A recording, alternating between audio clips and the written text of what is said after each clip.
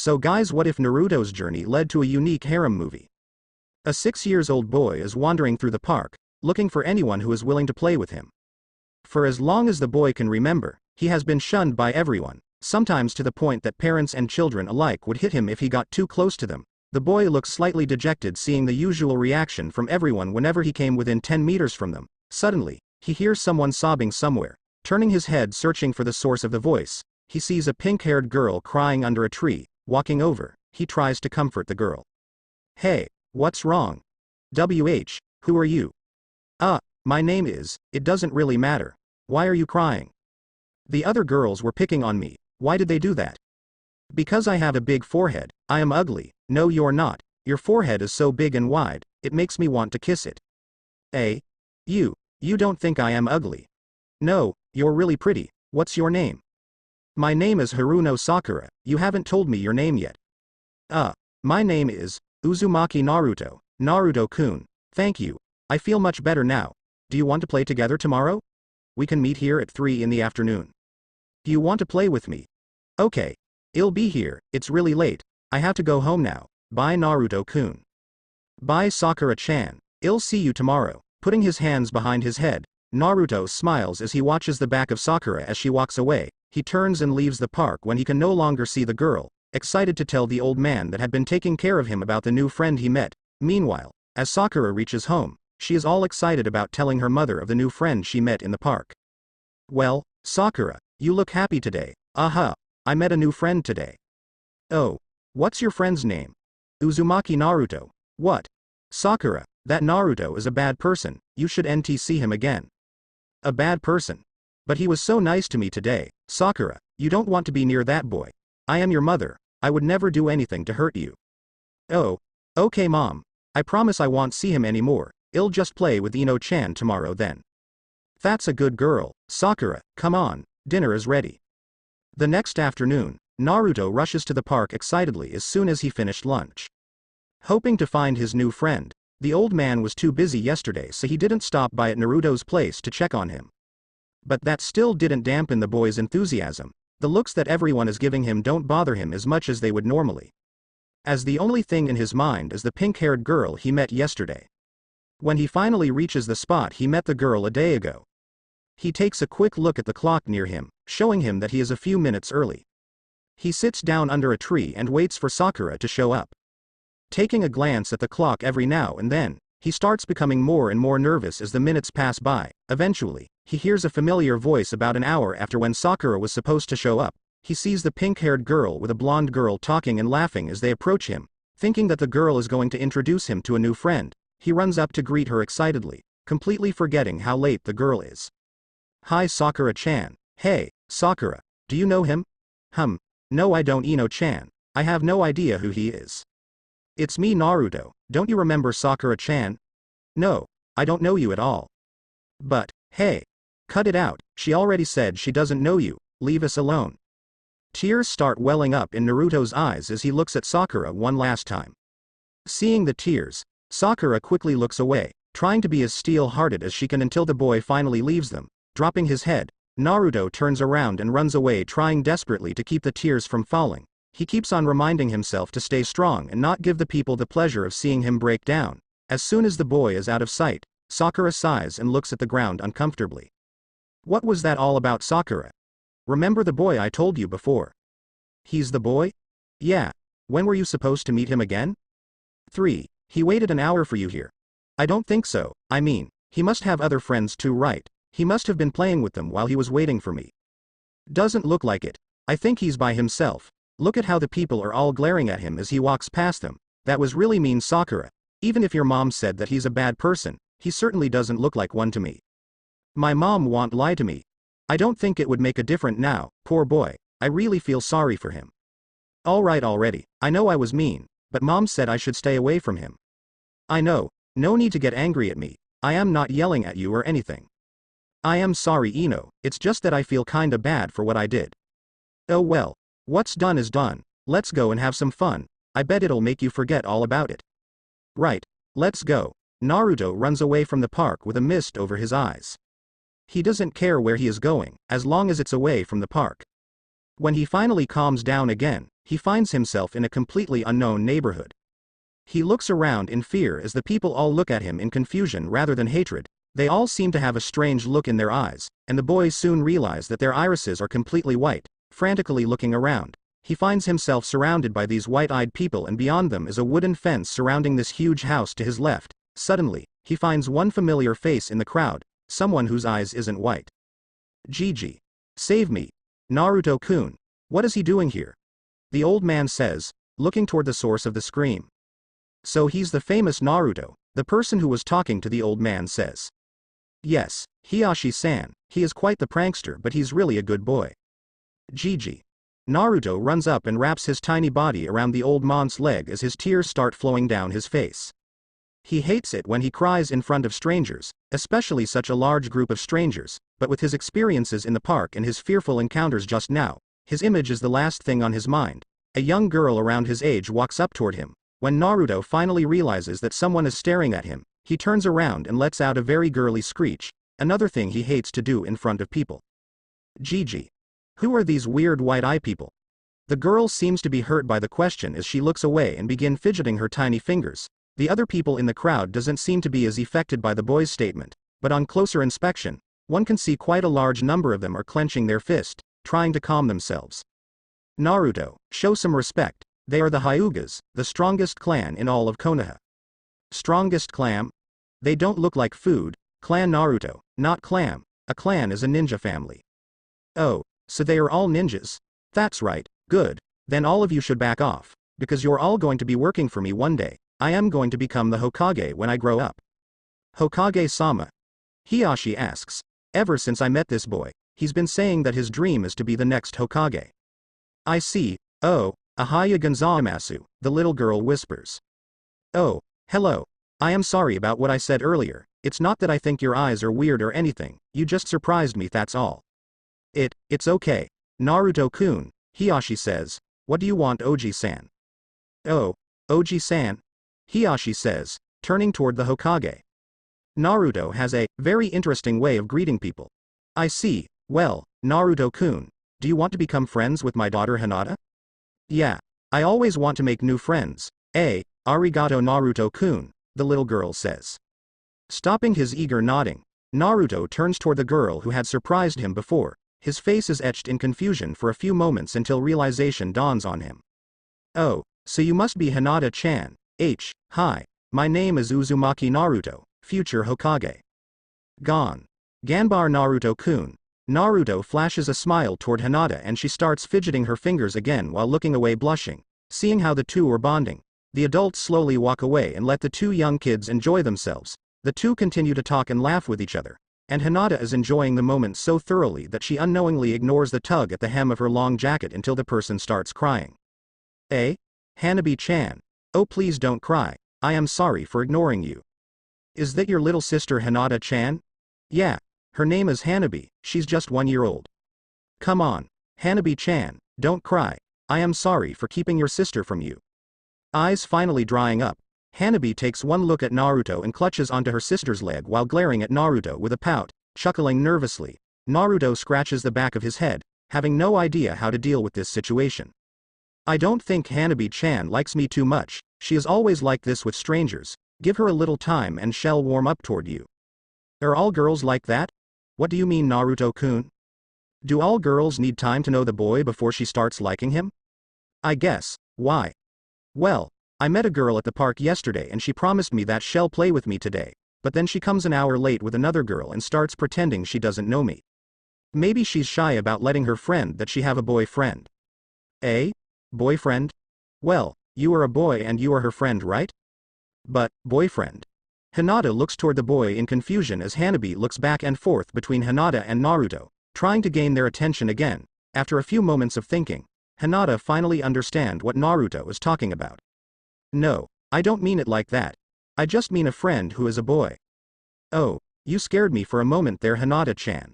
Seeing how Naruto is patting his chest with one hand while wiping the imaginary sweat off his forehead with the other, Hanabi starts giggling at his antics. Hinata shows a gentle smile as she watches Naruto bends down and start playing with the younger Hyuga. Suddenly, an idea strikes her and she glances toward Naruto and waits for him to start paying attention to her again. Hinata-chan, is there something wrong? No, I was just wondering if Naruto-kun would want to go to the park with me tomorrow. Maybe we can even meet this girl you were talking about. The park again? Don't worry, I won't ignore you like the girl today. Are you sure? Of course, you're my friend Naruto-kun. It looks like you were Hanabi-chan's friend too. Yeah, she warmed up to me pretty fast. Okay, what time do you want to meet tomorrow? How about 2? Okay, 2 o'clock it is. While the kids are playing together, the Hokage and Hiyashi watch on with a small smile on their face, hearing about their plan for tomorrow. Hiyashi gestures toward one of the guards and orders him to keep an eye on Hinata tomorrow but not to interfere with them unless absolutely necessary. The kid looks so much like him, even his personality. Yes, that is quite true. Naruto-kun also has a way of changing people around him for the better. I have to agree. I haven't seen Hinata this happy before, Hiyashi says before looking around, though I still wonder how the kid managed to barge into the Hyuga compound like that. I will have to talk to him later about that. Anyway, my business here is done. I probably should get Naruto-kun home as well. It's getting late. We shouldn't intrude any longer. Oh no, it's no trouble. It's an honor to have you visit us today, Hokage-sama. Please tell Naruto that he is welcome to come whenever he wishes. Thank you, Hiyashi. Come on, Naruto, we're going. Okay. See you tomorrow, Hinata-chan. Bye, Hanabi-chan. The next afternoon, Naruto rushes to the park again.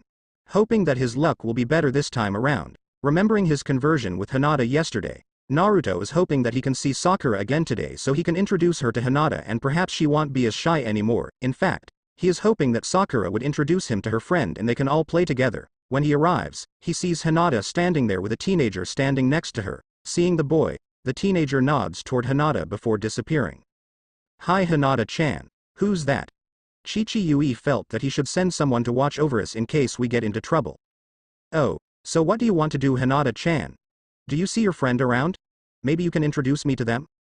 I don't think I see them here. Suddenly, he hears 2 familiar voices coming toward them. The girls are so engrossed in their conversation that they don't realize 2 people running toward them. The 2 girls only realize their existence when Naruto calls out right before they collide. Ah. Why don't you watch where? Hey, you're the boy from yesterday, Ino says.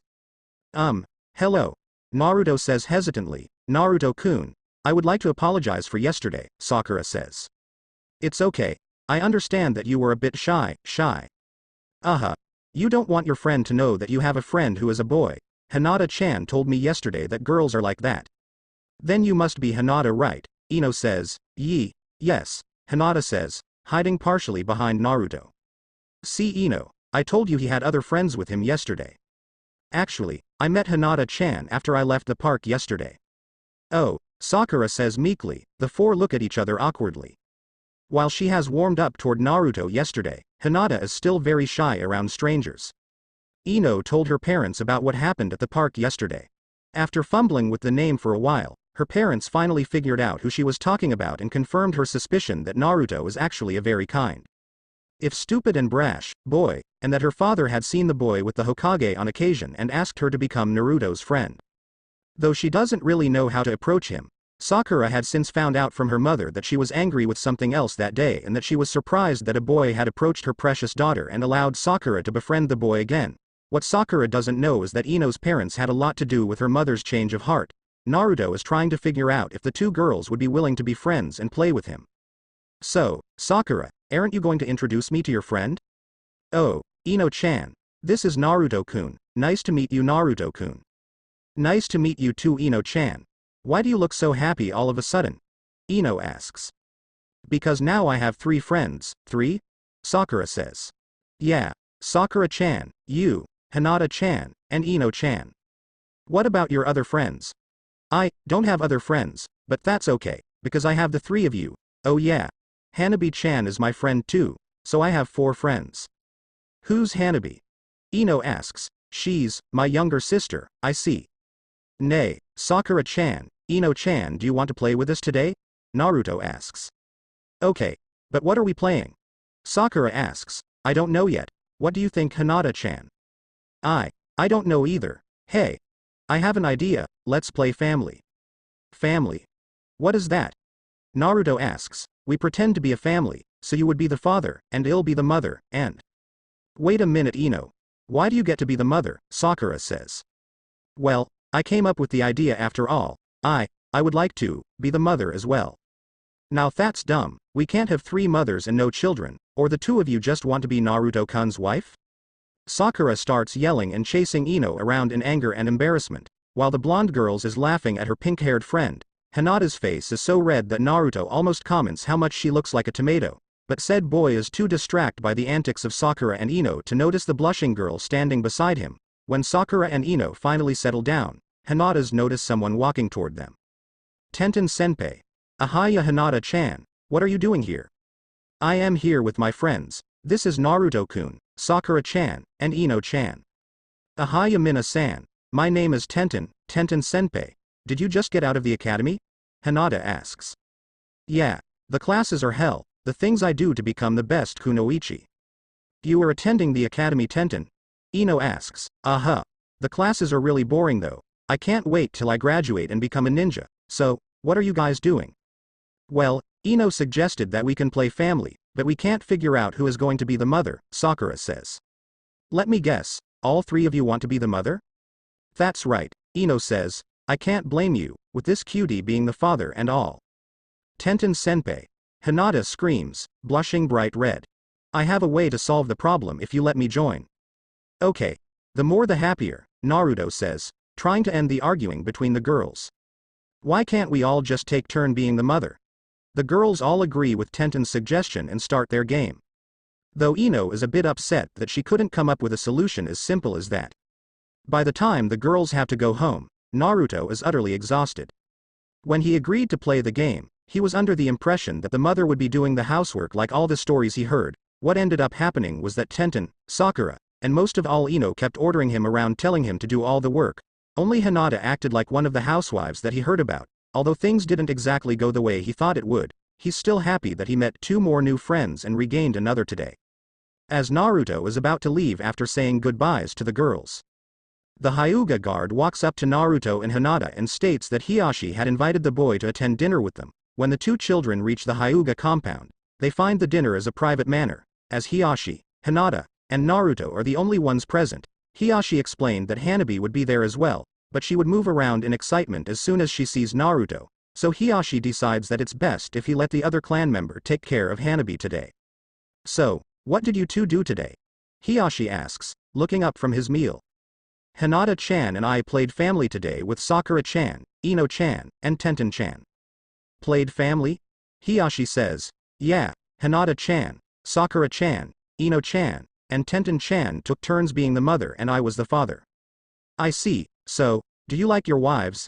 Ino-chan was too bossy. Sakura-chan and Tenten-chan too. I like Hinata-chan best. So when you grow up, would you like to marry Hinata? Chi-Chi-Yui.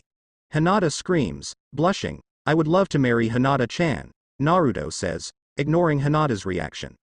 Hearing what Naruto said, Hinata busies herself with the bowl of rice in front of her. She feels so embarrassed that she is suffering from one of the bad cases of blushing again, though secretly in her heart, she is overjoyed with what Naruto said, even if Naruto had no idea what he was talking about. While Hiyashi is interrogating Naruto, Ino is giving her account of what happened today, and faces a similar question from her parents. So, what does my little princess think of Naruto-kun? Inoichi asks. He is really funny and nice, he did everything I asked him to do when we were playing family. How would you like Naruto-kun to become your real husband when you grow up? I don't know, I still think Sasuke-kun is cooler, but he doesn't treat me anywhere near as nice as Naruto-kun. I can't decide yet, but I think Hinata-chan likes Naruto-kun a lot more than I do. I am done now. Dinner is delicious like always mom. I am going to my room.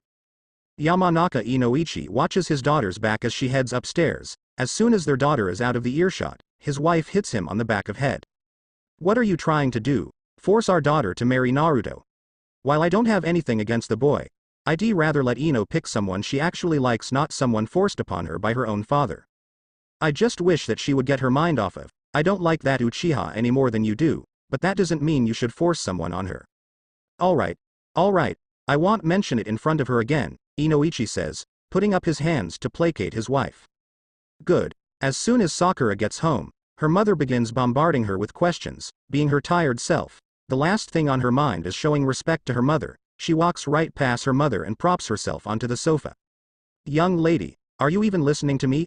Mom, I am really tired, Sakura whines.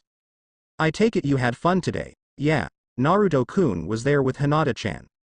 Hinata. As in Hyuga Hinata? Yeah, I think so. I mean, only the Hyugas have those white eyes, right? So what happened? We wanted to play family, but we couldn't decide who will be the mother, but then Hinata-chan's friend Tenten-chan showed up and suggested that we should take turn. I think Naruto-kun is the most tired one though. Tenten-chan and Ino-chan were really ordering him around. I am glad that you had fun today. Why don't you go upstairs and change? Dinner will be ready soon. Okay. Mom, as Mrs. Haruno watches her daughter head upstairs, she can't help but to feel glad that the Yamanakas convinced her that Naruto isn't who she made him out to be.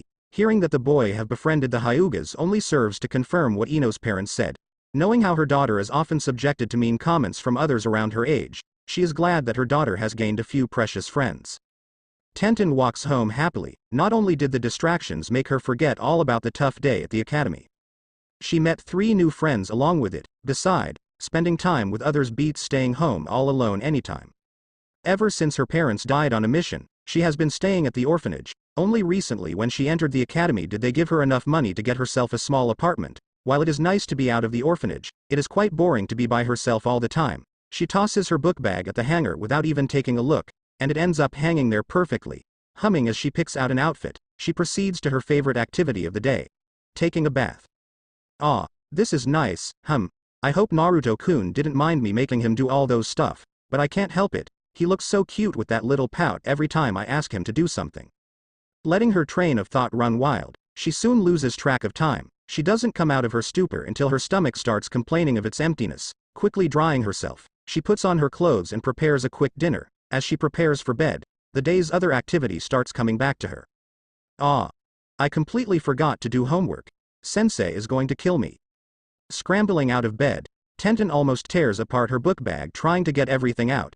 Muttering curses under her breath, she scribbles down all the answers to the homework questions as quick as she can just so she would have something to hand in the next day. If she actually paid attention to what she was writing, maybe she would be able to avoid the strange looks the teachers gave her 2 days later.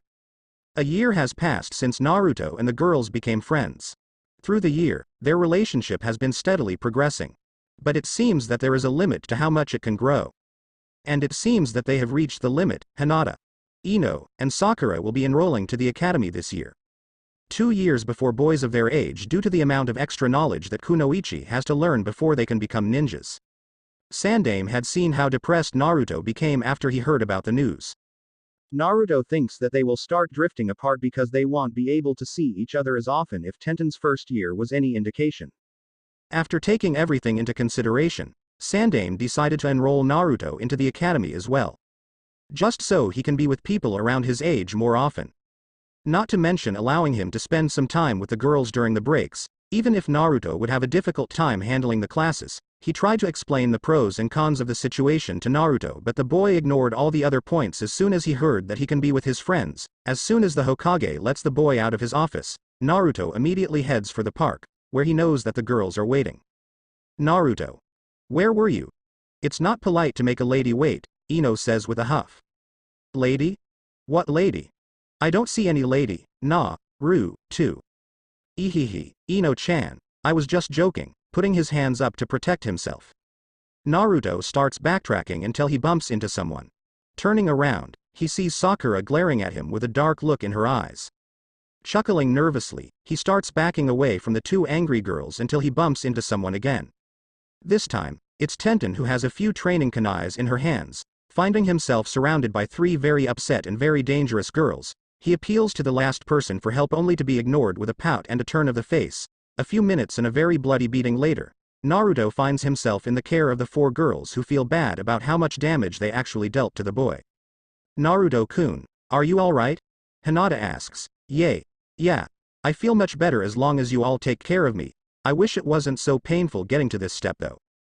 You deserved it, Tenten says. Oh yeah, I almost forgot. Tenten-chan, can you teach me how to do a henge no jutsu? Why would you need to learn that now? You'll learn it in your first year. Please, Naruto begs. Oh fine, I'll get the textbooks tomorrow. Thank you Tenten-chan. You're the best. Tenten's face flushes from the hug that Naruto gave her. The other girls look on with a small hint of jealousy, but Ino and Sakura quickly shakes it off and begins to daydream about a certain member of the Uchiha clan doing the same to them. Naruto. All right already, let me go. Oops, sorry Tenten-chan. So, what are we going to do today? Sakura asks. Actually, I found this really pretty place that I want to show all of you. Really, Ino-chan? Well, lead the way, Naruto says.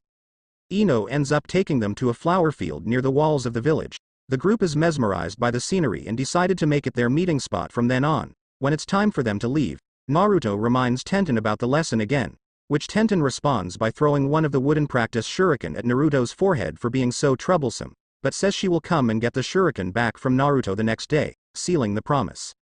The next day, Naruto arrived at the flower field half an hour early, excited to get the lesson started and for his plan to begin. The girls still didn't know that he would be joining them in their first year and he wanted to keep it as a surprise. Hinata arrived about 15 minutes later with her guardian and Sakura and Ino arrived minutes later. Tenten arrives a few minutes later than usual since she had to get the books from her home before coming to the field. As Tenten starts explaining the basics to Naruto, the other girls starts creeping in from their games so they can learn some of the basic shinobi knowledge and get a head start against the other people in their class. This becomes their routine for the next week until the first day of academy begins for Hinata, Ino, and Sakura. That morning, the three girls gather at the front yard of the academy, waiting for their teachers to show up and take them to class with all the other people entering this year after saying their goodbyes to Tenten, who had to rush inside before she's late for class, in their nervousness. They failed to notice a blonde dressed in orange from head to toe sneaking around the crowd to get near them so they would be put into the same class.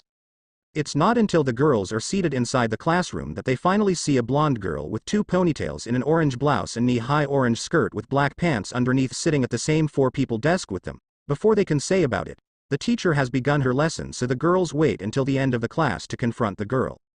Naruto. What do you think you're doing? What do you mean Sakura-chan? My name is Sarutobi Naru, I am a distant relative of the Hokage. Naruto. Drop the act, we know it's you. That's why you wanted to learn Henge no Jutsu, isn't it? Ino says. Hi girls. How was your first day so far? Hey, who's your new friend? Tenten asks. Tenten-senpai. This is Naruto, Hinata says. What, you're not? Shish. You'll get us all in trouble, Ino says, putting her hand over Tenten's mouth. Naruto, if we get into trouble because of you, I'll beat you up so bad. I know, that's why you girls have to keep this a secret. Gigi told me the same thing this morning and he's willing to cover for me. Fine. But don't say we didn't warn you Naru-chan, Sakura says. What are you girls doing after school today? Tenten asks. I am going to Ino-chan's place to study. Hey, why don't we all go to Hinata-chan's place to study? Naru says, her house is huge. I am not sure if her father would allow us to, Tenten says. I am sure Hiyashi Oji-san won't mind, Oji-san. Three of girls asks at the same time, looking toward each other. Naru-chan always calls Chi-Chi-Yui that, Hinata explains. Are you absolutely crazy? Sakura says, hitting Naruto on the head. How can you address the leader of one of the strongest clan in Konoha in that term? Why not? He doesn't mind. Anyway, do you girls want to go or not? Are you sure that Hyuga-san won't? Ino asks. I am sure Chi-Chi-Yui won't mind either. Well, if you're sure, I guess, it's better to study together in a group anyway. I have to tell my parents first though, Ino says. Me too, Sakura says. Well, we should go with you girls. The guards at Hinata-chan's place are really mean, but they won't bother you if they see that Hinata-chan's with you. They are not mean Naru-chan. They have to be careful as to who they let in, they're doing their job. Tenten-senpai is right, Hinata says, defending the other members of her family. Whatever, I still think they are mean. Anyway, meet at the yard after school. Okay. I have to go back to class. Kurenai-sensei is really strict about people being on time, Tenten says, sighing. I wish I still have Susumi-sensei as my teacher, but she only teaches first-year kunoichis. Tenten. Are they your friends? Kurenai-sensei. Sorry I am late, I am going to class now. Don't worry. You still have time. I am just curious about your friends. See you, curious? Tenten says as the entire group stiffens in fear. The group looks nervously toward the Chunin instructor. Kurenai has her attention fixed on the transformed Naruto, While they don't know if Kurenai has seen through the disguise, the look and the smirk she has on her face are plenty unnerving enough for the young minds. You certainly have an interesting group of friends, Tenten, especially you, little girl, Kurenai says, staring at the transformed Naruto. The group is frozen in place as Kurenai walks toward the classroom, her soft laughter filling the now empty hall. The girls start casting nervous glances toward Naruto, who has a look of pure dread. I think she knows, Naruto says. Does that mean that Suzume-sensei? Ino asks. What's going on? Why aren't you girls in class yet? Suzume-sensei. We're sorry, we're going now, Sakura says. After the girls scramble into the classrooms, Suzume stands there with an amused look as someone walks up to her from the back. Kurenai, looks like this is going to be an interesting year with this group of students. Absolutely. Through the day, the teachers continue with their lessons as though nothing happened. But the fear had long been branded into the girls' heart. They made sure that they do not make the teachers angry in fear of what they might know. By the time the classes are over, they quickly gather at the yard and leave the academy to avoid another run-in with the Chunins. The girls try to make Naruto dispel the transformation technique as soon as they leave the academy after the school day is over. But Naruto notices how the people are just going about their business when he's in this form instead of sending him hateful glares like they would every time he walks by, so he continues to ignore them until they finally reach the Yamanaka flower shop. Tadaima. Okarinasai, Ino-chan, ojamashimasu. Sakura says as the girls enter the shop after Ino. Ah, Sakura-chan, you're here too, who are your friends?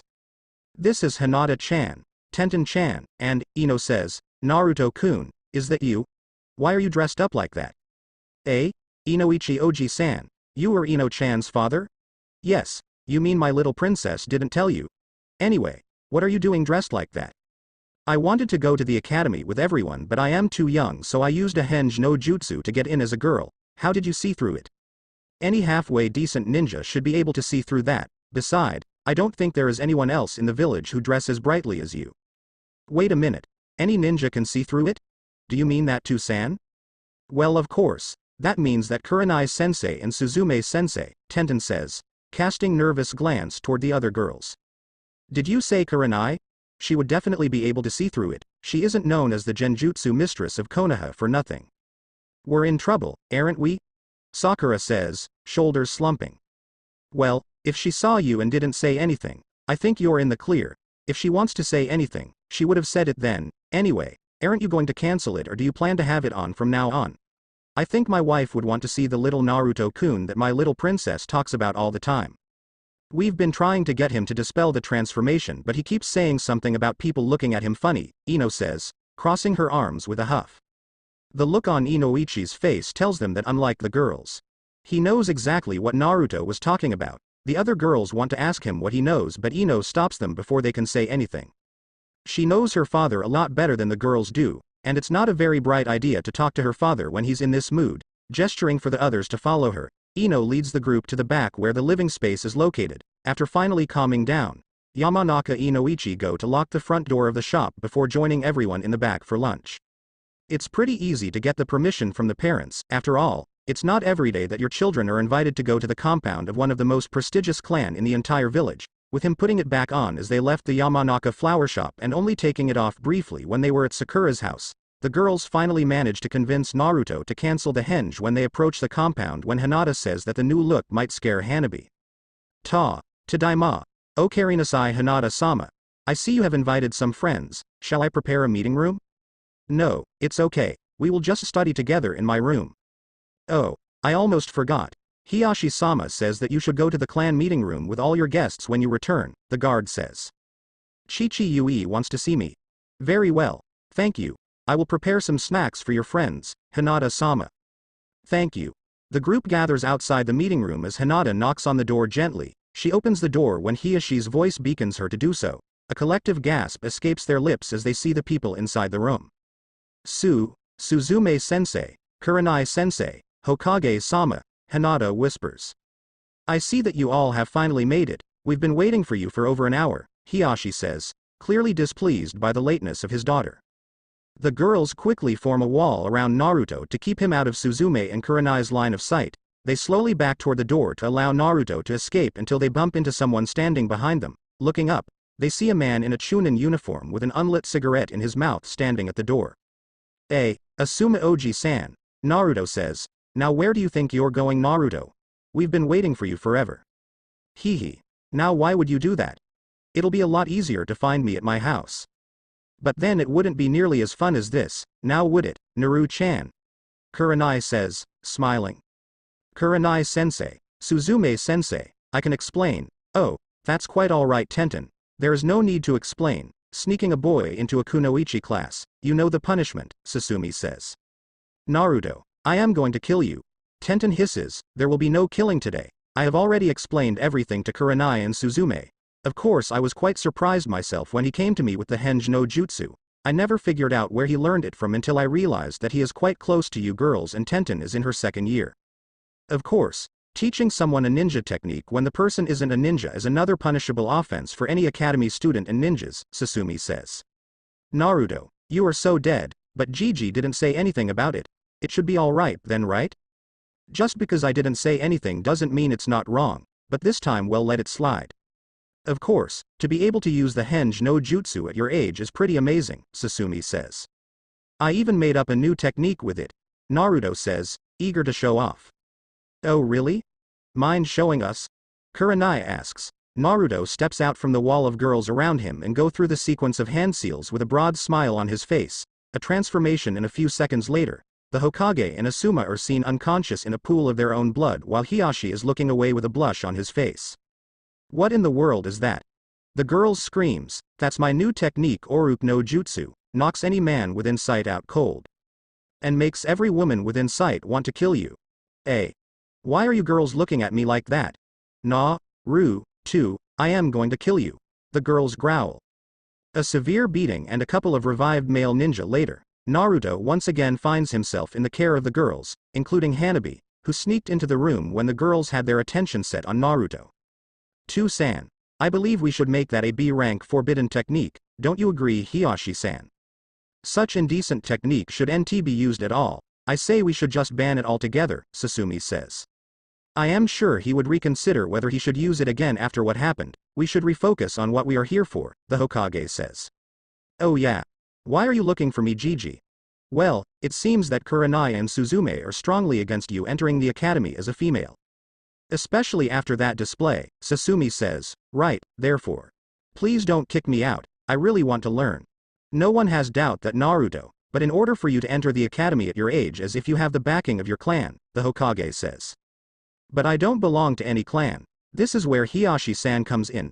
I am sure if the Hyuga clan is willing to add their support, no one at the council would complain. I would have no problem with that, as long as he enters as himself and not pretend to be someone else. Thank you, Hiashi Oji-san. Oh, Oji-san. Show some respect, you little brat. Oh, that's all right, Asuma, I've gotten used to it. Gotten used to it? Asuma says, that's what he's been calling me since the first time we met. Actually, it would feel strange if he starts calling me differently now. It seems that Naruto has quite a pleasant effect on you, Hisahi-san, the Hokage says. Yes, but the people outside don't need to know that. My clan still has a reputation to maintain. I have to admit, I would never imagine someone from the Hyuga clan to be joking around. While the adults are conversing amongst themselves, the children are all interacting on their own. Whenever one of the girls tries to get closer to Naruto, Hanabi would grabs onto Naruto and glares at the girl, even her own sister. Mine. Now, Hanabi, you have to share, Tenten says. No. Mine. Naruto-kun, Ino says, appealing to the boy after conceding that she's not going to get through to Hanabi. Naruto ni sama, Hanabi says, clutching onto Naruto even tighter. My, it looks like Naruto is quite popular amongst the ladies, Asuma jokes. Come on Hanabi, be a good girl and share, Kurenai says. Good girl share. That's right, okay. Kurenai smiles at how the girls swamp Naruto as soon as Hanabi releases her grip on Naruto. Seeing they have completed what they want to do there, Kurenai, Suzume, Asuma and the Hokage decide to leave. Naruto tries to get away by saying he should go, but the girls drag him to Hinata's room, making up an excuse about studying. It has been 5 years since Naruto and the girls entered the academy. During these 5 years, Naruto met several new friends. Rock Lee, Nara Shikamaru, Akamichi Choji, Inuzuka Kiba, just to name a few. However, his relationship with the girls had taken a turn for the worse. Tenten graduated from the academy a year ago and was assigned to a genin team with Lee and Hinata's cousin Neji under the guidance of Maida Guy. Between missions and training, she doesn't have anywhere near as much time as she had before to hang out with everyone. Even if Lee introduced Naruto to his over-energetic sensei, Naruto spent most of his free time practicing with Guy instead of enjoying the day with the girl. Sakura and Ino's infatuation with Uchiha Sasuke grew with age, and the friendship between them and with Naruto suffered. The two girls would rather spend more time trailing Sasuke around the village and fight against each other than to enjoy the company of the friends from their childhood. As Hinata and Hanabi got older, Hiyoshi's expectation of them also grew. And the two girls' relationship with Naruto started to become more of a distraction than a benefit to their training. If Hiyoshi has to choose between his daughter's friendship with Naruto and the well-being of his clan, there is no question what his choice should be, no matter how much he likes the boy. On the academic side, Naruto also suffered, outside of Asuma and Kurenai and occasionally Suzume. Naruto didn't really have anyone to look to for advice until he met Amino Iruka and Guy. By then, Asuma and Kurenai had become Junins and didn't have time to spend on Naruto no matter how much they wanted to help him. The result is, instead of graduating in 3 years like every other male ninja, he was held back for 2 years. Today is the day of the graduation exam, and Naruto is the only who fails to pass once again. He sits dejected as he watches every one of his friends proudly showing their parents the new Hitachi. Suddenly, one of the proctors of the graduating exam appears next to Naruto. I tried convincing Iruka, but I never knew that he would be so stubborn. It's okay, Mizuki-sensei, I don't really deserve to pass anyway. Now don't give up so easily, I know of another way of graduating. Really? How? All you have to do is steal the forbidden scroll of seals from the Hokage Tower and learn one of the techniques in it. That sounds easy enough. Thanks, Mizuki-sensei. I have a small cottage on the outskirts of the village. Here's the direction, you can practice there. Thanks, Mizuki-sensei. You're a real lifesaver. That night, the Hokage gathers all the Chunins and Junins to the top of the Hokage Tower, ordering them to track down Naruto and retrieve the scroll. Mizuki initially searches in the area opposite of where he sent Naruto, but he turns around as soon as he feels no one is paying attention to him. Asuma and Kurenai have been suspicious of how Mizuki is constantly looking around himself instead of searching of Naruto. So as soon as Mizuki turns around and heads out of the village, they decide to follow him to see what he is doing. As soon they reach the cottage, Asuma and Kurenai hide from view as they watch the confrontation between Mizuki and Iruka, who had found Naruto there before them, during the ensuing argument. They realize it was all just Mizuki's plot to steal the scroll and kill Naruto to become the village's hero. It is also during the argument that Mizuki said what the two Junins fear the most. He told Naruto how he is the container for the 9-tailed demon that ravaged Konoha 12 years ago. Sandaime had forbidden anyone to talk about what happened to protect the secret from reaching the next generation so Naruto can befriend them after seeing the initial reaction of the older generation toward the newborn baby. In confusion, Naruto flees from the scene with the scroll, leading the senior ninjas on the chase again. When Asuma and Kurenai find them again, they see Iruka lying wounded against a tree with over 100 Narutos beating up Mizuki. Seeing there is nothing for them to do there, they nod toward each other before returning to the Hokage and submit their report. Naruto is sitting in the Hokage's office handing in his ninja registration form. The Hokage has been looking at the form, more precisely at the picture in the form, for a good few minutes already. He really doesn't know how to react to what he's holding in his hand as Naruto continues to brag about his artistic talent. Take the picture again. What? Anyway, what happened to your Hitachi? I don't want to wear it until tomorrow, it might get damaged. Suddenly, the door creaks open and the Hokages shift his focus toward whoever is barging into the meeting. A boy charges into the room challenging the Hokage, but he trips over himself in less than 2 steps. Following close behind him is a man dressed in black from head to toe with a pair of sunglasses. Ow. Is this some sort of trap? The boy says. Are you all right, honorable grandson? By the way, there are no traps in this room. It's you, isn't it? You're the one that tripped me. The boy says, scrambling up and pointing at Naruto. You trip over yourself. You idiot. Let him go right now. He's the grandson of the Hokage. The man with the sunglasses says. Grandson, that's right. Hit me if you dare. What does that have to do with me? The Hokage can only sighs as he watches Naruto pummel his grandson on the head. In his mind he knows that this could mean nothing but trouble. In the blink of an eye, Naruto is already out of the room, And when the trainer starts looking for the Hokage's grandson, the Hokage notifies him that the youngster has followed Naruto outside. In the streets of Konoha, Naruto is becoming more and more annoyed with each step. Not only did the little brat disrupt his meeting with the Hokage, now he's trying to follow him around with his pathetic attempt in stealth tracking. Stop following me. Your Kakure Mino no Jutsu is awful. Hey, so you can figure out where I am. You are exactly the person I am looking for, Oyabun. What? But you have to teach me your Oruk no Jutsu so I can beat the old man. Please, Oyabun. Oyabun. Well, since you put it that way, by the time the trainer is out searching for his student, Naruto and his new follower are already moving all around town on their research trip. After numerous unsuccessful attempts to gather as much information as they can, they finally decide to put their knowledge to use and practice in one of the many training grounds in the village. After the young boy finally grasps the basics of the technique, Naruto decides that they should take a break. So, why do you want to defeat Gigi so badly? He named me Konohamaru, after the village's name. I guess it's a nice name, but nobody ever address me by it. They only treat me as the Hokage's grandson. No one recognizes me as myself. That's why I have to get the title Hokage. That way, they will all see me as me, not a relative of someone else. Idiot. No one would recognize you. Not everyone can get the title Hokage, especially not a whinny kid like you. If you really want to become the Hokage, then what? Then you're going to have to defeat me. Finally, I have found you. Turning around, Naruto and Konohamaru find the trainer standing on one of the branches behind them. As soon as he jumps down from the tree and tries to convince Konohamaru to leave with him, Konohamaru tries his newest technique on his unsuspecting trainer. Henge. Oruk no Jutsu. That's odd. How come it's not affecting you? This technique is unacceptable.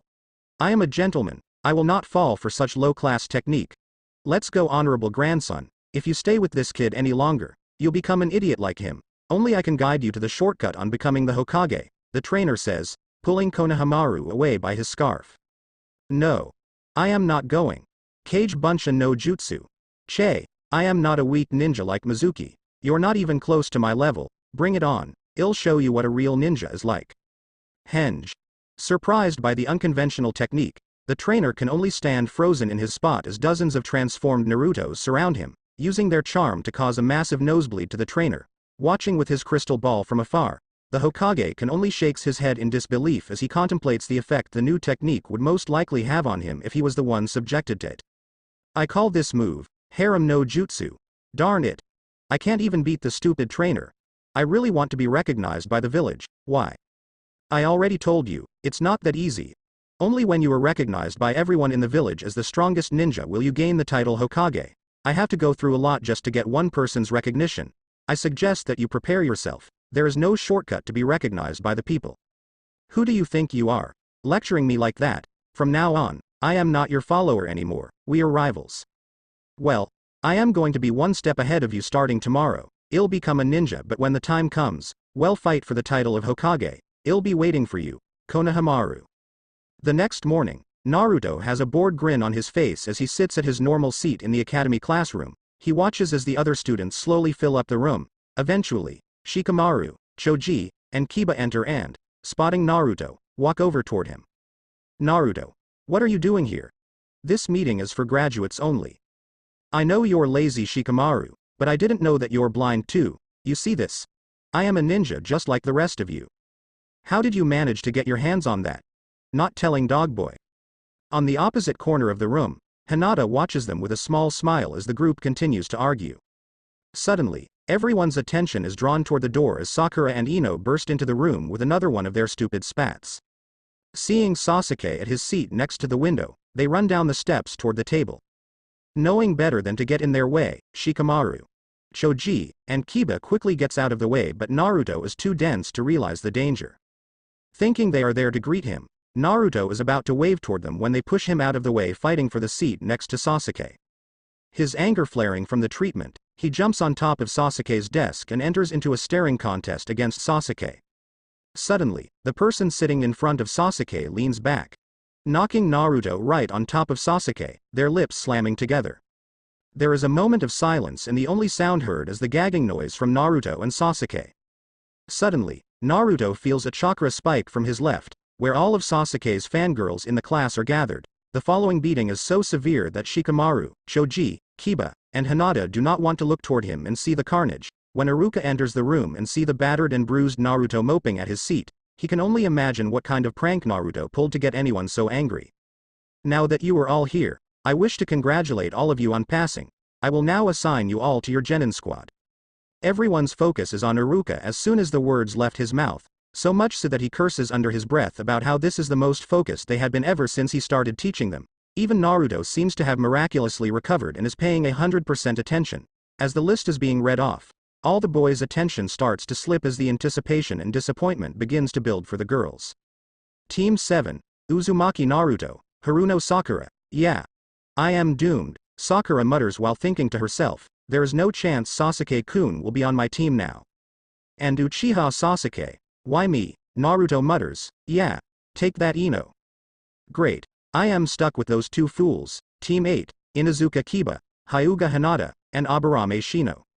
So, Hinata-chan and Dogboy are on the same team, Naruto says, looking toward where Hinata is sitting.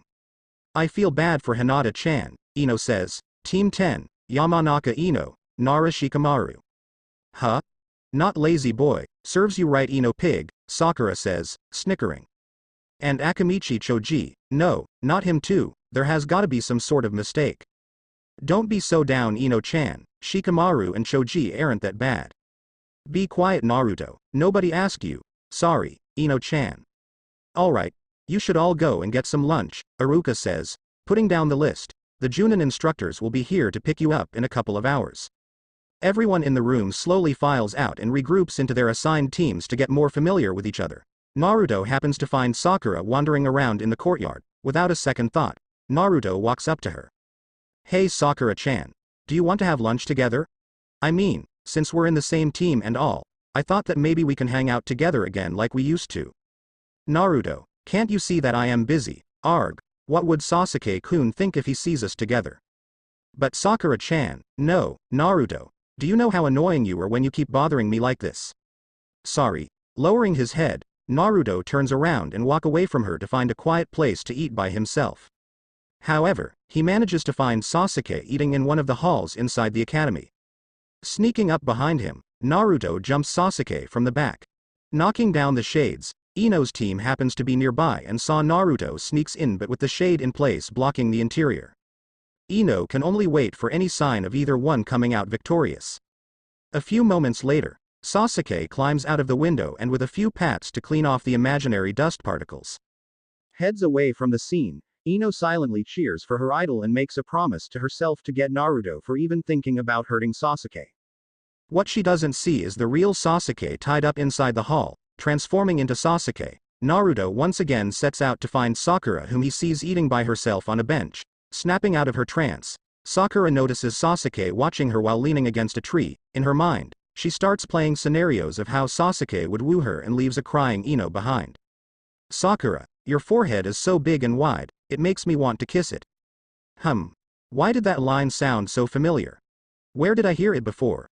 Oh, who cares? Che. That sounds like something the Baka would say. Yeah, you're right Sasuke-kun, though I really wouldn't have minded. Taking a seat next to her, Sasuke starts talking to Sakura about what she thinks about the team. In the bush behind them, Ino is burning with anger as she sees her idol talking and hanging out with Sakura. She's about to jump in and stop them as they lean in for a kiss but Sasuke suddenly ran away holding his stomach. He's getting cramps from nervousness. I never knew Sasuke is so shy, Ino hears Sakura says. Seeing how Sakura is staying at her spot waiting for Sasuke to return, Ino decides to stay hidden in case she needs to sabotage any further advances in Sasuke and Sakura's relationship. A few moments later, Sasuke comes back, asking if Sakura has seen Naruto. Ino wonders if Sasuke knows she's hiding there by his change in attitude when Sakura starts complaining about how Naruto is a constant bother in her life and how he has no manner because he has no parents. Even if Ino knows that she is lying just to get on Sasuke's good side, Ino still winces from the harshness of her words. The next word shocks Ino even more. It sounds like something that should never Sasuke's mouth considering how close Sakura and him seemed to be just a moment ago. You're annoying. Stop bothering me. The look on Sakura's face almost makes Ino want to go out there to comfort Sakura and give Sasuke a piece of her mind. Just before she marches out however, she remembers the rivalry that has developed between Sakura and her over Sasuke. Just because Sakura decides to get on Sasuke's bad side, that doesn't mean she has to join her. Ino stays in the bushes and watches as Sasuke starts his search for Naruto again. She wants to follow him, but one glance at Sakura changes her mind. She has to talk with Sakura, and it's not like Sasuke would disappear if she lets him out of her sight for a moment. Once she's certain that Sasuke has left, Ino marches out of her hiding spot and confronts Sakura. Sakura. How can you say all those awful things about Naruto? He's our friend, you know. Ino. What? What are you doing here? You're lucky that I am the one listening and not Naruto. It's bad enough that we've distanced ourselves from him. If he finds out that you're saying those things about him, hell be crushed. It wasn't that mean, was it? Beside, the entire village hates him for pulling all the pranks. It's just proof that what I said is the truth. Did you really think that Naruto is as bad as he shows, or did you forget that Naruto is the first amongst us to learn Henge no Jutsu? What? What do you mean? Arg. For someone with such a large forehead, you're not very bright. Naruto is only putting it up for show to get attention. Didn't you realize that he starts acting this way when we stop hanging out with him? Well, if you feel so bad about it, why don't you go back and hang out with him? Do you even know what you are saying? Why do you have to cover one lie with another? Both of us know that you don't really hate Naruto. Arg, forget it.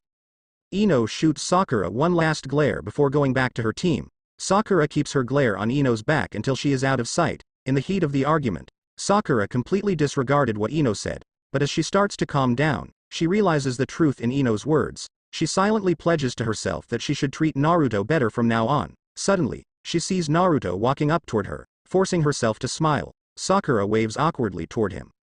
Hi Naruto. Hearing her, Naruto casts a confused look toward Sakura. He hesitates, then runs back toward the academy holding his stomach. Seeing his reaction, or the lack thereof, Sakura trembles in anger, but forces herself to calm down by taking deep breaths. Grumbling, she walks back to the classroom and waits for Sasuke and her team's Junin to show up. Sakura and her team are sitting in the classroom, each becoming angrier with each passing second. The other teams had all left with their sensei hours ago, and they are the only team remaining in the room, snickering. Naruto picks up an eraser from the blackboard and places it above the sliding door. Sakura scolds him mildly, but she's enjoying the prank herself. Sasuke mutters at his seat about how pointless it is since there is no way a Junin will fall for such a childish trick. Naruto is about to turn and yell at Sasuke when the door opens and a silver hair ninja peeks inside and the eraser hits him in the head, sending chalk dust all over his body. Seeing the ninja's reaction, Naruto is laughing out of his mind and Sakura is apologizing for his action on the outside but is cheering on the inside considering how late he is while Sasuke is staring wide-eyed at the ninja for not catching such a simple trap. My first opinion of you three, how should I say this, I don't like any of you. But Sen, well, let's head up to the roof, the Junin says, cutting off what Sakura was about to say. The Junin leads them to the garden on the roof of the academy and takes a seat on the ledge. He gestures for them to sit down in front of him and waits until they are comfortable before speaking. Well, let's introduce ourselves. What should we talk about? Well, I guess a name, some likes and dislikes, your dream, your hobbies, things like that. Why don't you start first, sensei? Me? Well, my name is Hitaki Kakashi. I don't want to tell you my likes and dislikes. I don't really have a dream, and I have lots of hobbies. After all that, we only know his name. Well, let's start from the right, you, the one in orange. My name is Uzumaki Naruto. My favorite thing is ramen, especially the ramen at Ichiraku that Iruka-sensei treats me every now and then. I hate the 3 minutes it takes for instant ramen to cook. My dream is to surpass the Hokage. That way, everyone in the village will respect me. My hobbies, pranks I guess. Alright, you, the girl. My name is Haruno Sakura. My favorite thing in the world. More like my favorite person. My dream. Should I really say it out loud? My hobby is, and the thing I hate the most is the way a person constantly interrupting my relationship with a certain someone, even if that person is my friend. Okay, you, in the middle. My name is Uchiha Sasuke. I hate a lot of things and I don't really like anything. As for my dream, I don't have one because it will be a reality. I will restore my clan and kill a certain someone. Well, I guess that does it. We will begin taking missions tomorrow. Sensei. What kind of mission are we going to have? Sakura asks. Well, first of all, this mission is only to be taken by the 4 of us alone. What is it? What is it? Naruto asks excitedly. Survival training. Survival training. We did plenty of survival trainings in the academy. Why do we have to do it again? Well, This time I am going to be your opponent. Besides, this is not just any survival training. Well, what kind of survival training is it? Naruto asks. I better not say, if I did, you're just going to give up. Give up? Why? Sakura asks. Out of the 27 students who graduated, only 9 of you would become genin. The other 18 will have to go back to the academy. In other words, this survival exercise is a test with a 66% failing rate. What? Why?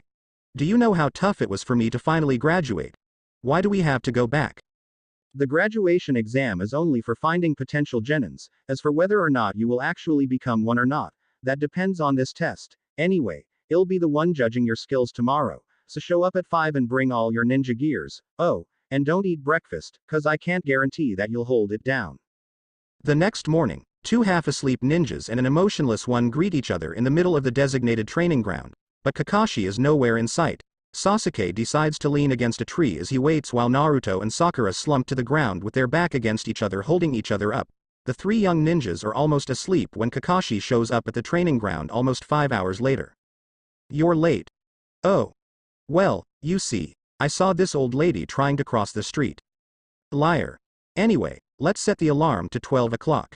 What's that for, sensei? Sakura asks. I have 2 bells here. Your job is to take the bells from me. Those who can get the bell will pass the exam. But there are only 2 bells and there are 3 of us, Sakura says.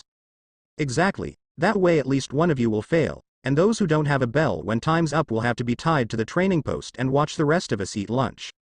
So that's why he told us not to eat breakfast, Naruto mutters.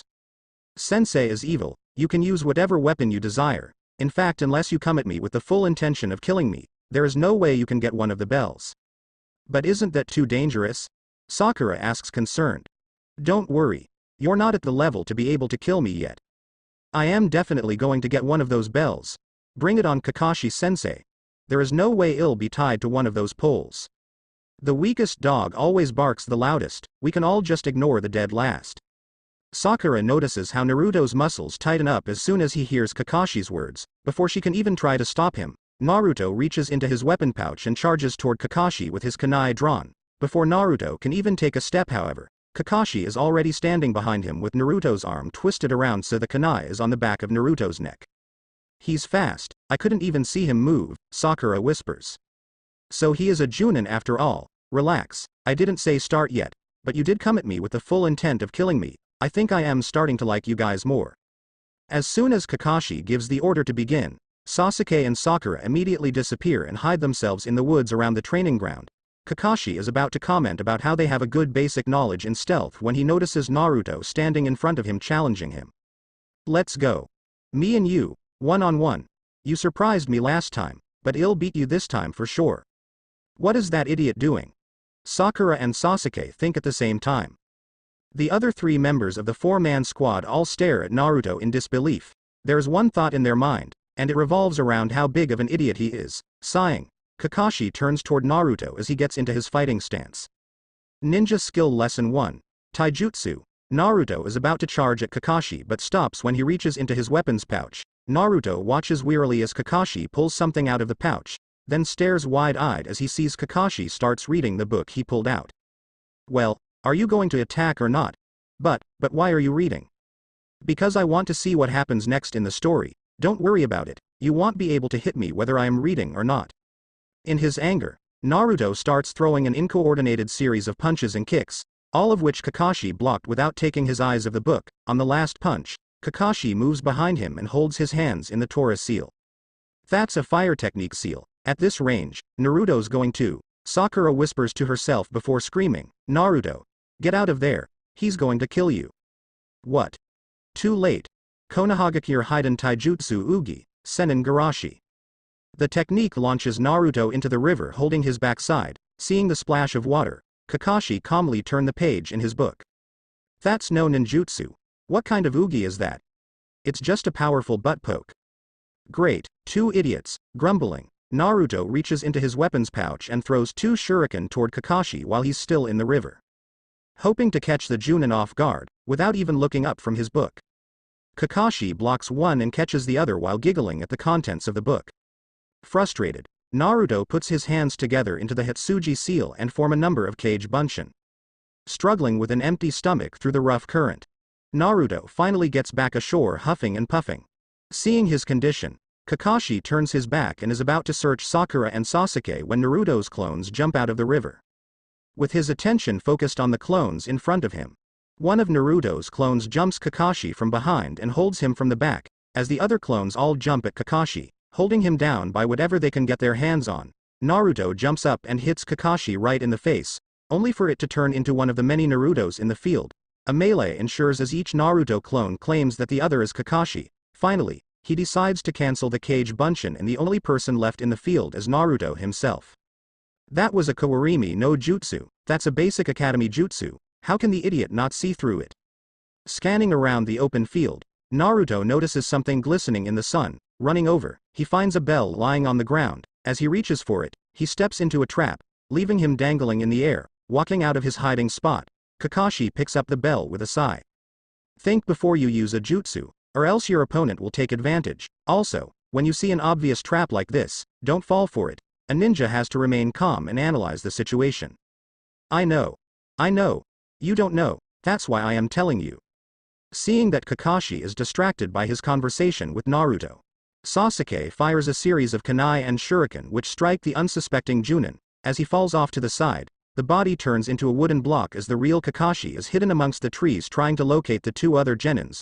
Realizing that he has given his location away, Sasuke tries to run away with Sakura trailing behind him hoping to back him up.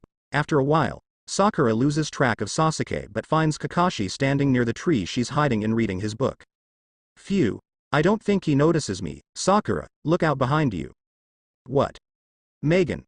Narakumi no Jutsu, a swirl of leaves picks up around a dazed Sakura. When she finally becomes aware of her surroundings again, Kakashi has already moved to a tree above her. Suddenly, she hears Sasuke's voice behind her. Whirling around, she sees Sasuke's mutilated body crawling toward her, begging for her help. With a loud scream, Sakura faints on the spot, foaming at the mouth. I think I overdid it, but she's got to recognize these things. Back at the open field, Naruto finally manages to get a kunai from his weapon pouch and cuts himself loose, only to fall for the same trap again. Out of frustration, he starts screaming and struggling out of the ropes again. In another open field not far from where Naruto was, Sasuke picks up the two screams and starts scanning about the immediate area, trying to find the source. Ninja Skill Lesson 2, Genjutsu. I can't believe how easily Sakura fell for it. I am different from them. Different doesn't mean better. You can talk once you manage to get one of the bells, Sasuke-kun. Reaching behind his back, Sasuke grabs a number of shuriken and throws them at Kakashi, who manages to dodge easily while taunting Sasuke, but when he hears the sound of ropes being cut behind him, he can barely jump out of the way of the incoming trap. Taking advantage of his opponent's lack of concentration, Sasuke rushes in and throws a series of punches and kicks that forces Kakashi to use both of his arms to protect himself. When he notices Sasuke reaches for the bells, Kakashi throws Sasuke away and jumps back. This kid, I don't think I have time to read Icha Paradise anymore. When Kakashi is about to taunt Sasuke again, he notices Sasuke going through a series of hand seals, ending in the Tora sign. Kakashi can only stand and watch astounded as Sasuke takes a deep breath and unleashes a fireball. When the fire dissipated, Kakashi can no longer be seen as Sasuke frantically looks around him, trying to find any traces of the Junin. I am under you, Doton. Shinjo Zanshu on Jutsu. Sasuke can only scream as he is pulled down into the ground by Kakashi.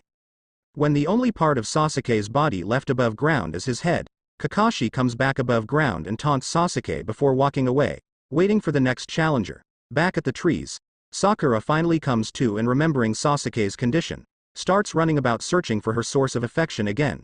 Naruto has also managed to free himself after spotting the bento boxes lying unprotected on top of the memorial stone. Hehe. Even if I didn't go after the bells, that doesn't mean I can't eat first. Itadakimasu. Oi. I was just joking, sensei. Too late. By the time the alarm rings and Sakura and Sasuke return to the center of the training ground, they find Kakashi standing near the memorial stone and Naruto tied to one of the posts there. As soon as their bodies register that they have stopped their movements, their stomach starts complaining about its emptiness. Looks like all of you are pretty hungry. Oh yeah, about this survival exercise, none of you will be going back to the academy. Does that mean that the three of us, that's right, the three of you don't deserve to be ninjas? It's a waste of time for you all to go back to the academy.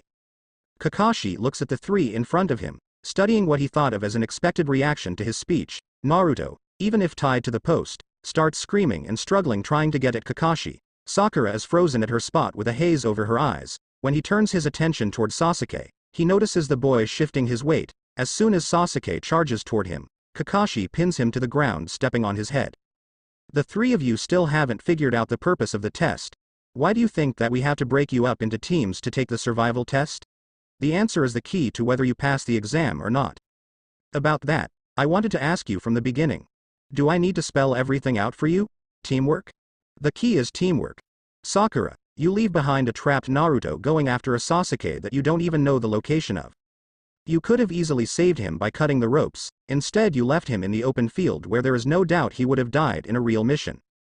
Naruto, you're always so brash in your decision-making, putting the entire team in danger trying to cover for you. Sasuke, you treat those two like obstacles and tools, not even caring about their well-being but only about yourself. It's true that independent ability is important, that's why we held the graduation exam, but without teamwork, the entire team is in danger of dying. For example, Sakura kill Naruto now or Sasuke is dead.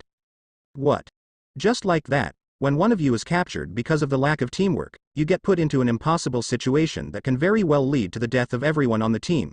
I'll give you one last chance, but don't expect me to make it easy for you. Go ahead and finish your lunch, but don't give any to Naruto. He tried to break the rule by eating by himself first. If anyone tries to feed him, that person fails immediately. As soon as Kakashi leaves, Naruto starts screaming about how he can go without food even if his stomach is grumbling with every movement he makes. Finally having enough, Sasuke thrusts his bento box toward Naruto, telling him to eat while he keeps watch. When Sakura interjects, Sasuke silences her by saying that everyone needs to be at full strength to get the bells from Kakashi. After giving the matter some thought, Sakura offers Naruto her bento box instead. But Sakura-chan, just hurry up Naruto, I am on a diet, I don't need to eat as much. Thank you, but I can't, just hurry up already. No, I mean I really can't, my arms are tied, you're going to have to feed me. Why you? Fine, but don't expect to get this kind of treatment again anytime soon.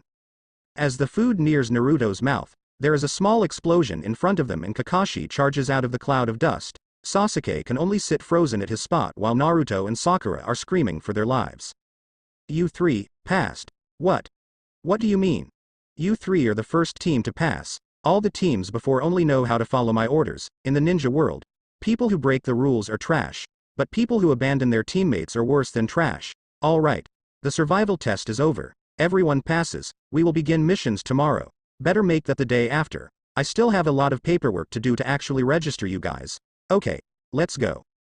Sakura, Sasuke, and Kakashi all head off the training ground when Sakura asks if they want to go to her house for dinner. When they refuse, they suddenly have a feeling that something is missing. Looking around, they find that the orange-wearing loudmouth ninja is missing. Did we manage to free Naruto yet? Kakashi asks. I think he's still there, Sakura says, sighing. I'll go and get him. See you in 2 days, Sasuke-kun, Kakashi-sensei. Turning around, Sakura heads back inside the training ground to find a pouting Naruto stranded in the open field. Sighing, she takes out a kunai and cuts Naruto loose before asking him the same question that she already asked the others. Are you sure, Sakura-chan?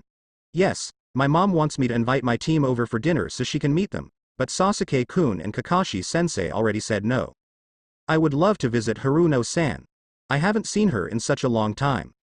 Well, come on then, I don't want to stay here all day. As soon as Sakura and Naruto walks through the doors, they decide to make their presence known. Hearing the noises in the living room, Sakura's mother walks out from the kitchen to find Sakura seething in anger and Naruto on the ground nursing a bump on his head. Ignoring the fact that a rare guest has shown up at her house, she rushes over to check on the loudmouth ninja. Naruto, are you alright? Yeah, I am used to it. I am going to change, okay mom? Okay, go ahead dear. As Sakura's mother watches the retreating back of her daughter, Naruto reaches for the tea kettle on the coffee table and pours himself a cup. Noticing the sudden movement behind her, Sakura's mother watches as Naruto holds the cup in his hand just staring at it. I didn't think that you would keep my cup in the living room, Haruno-san. I haven't visited for so long. I am glad you realize that. Why haven't you been visiting? Well, Sakura-chan is, well, you are always welcome to visit me even if Sakura is a bit more hesitant. Yeah, but I don't want to make her upset. I heard that you've been eating nothing but ramen. Hee, it's the best food in the world. it's the only food in the world that isn't given to you spoiled.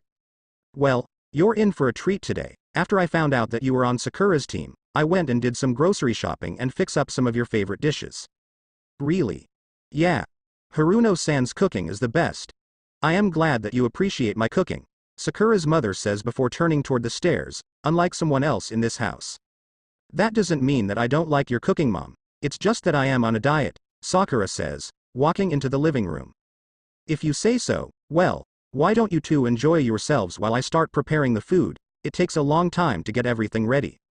Oh Mom, Sasuke-kun and Kakashi-sensei won't be coming.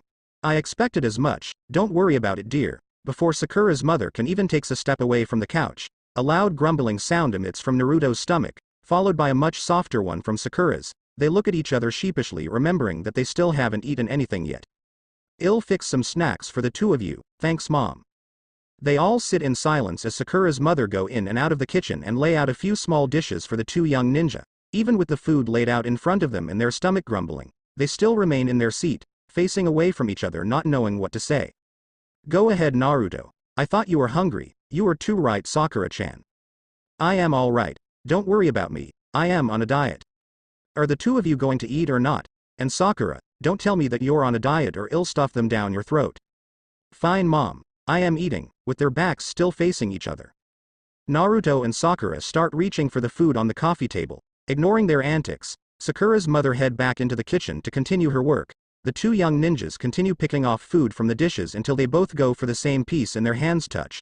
Sakura pulls her hand away so fast as though the touch burned her hand, and Naruto looks further away, if that's possible at all, and nudges the dish toward Sakura, signaling her to get the last piece. You're hungry, right Naruto?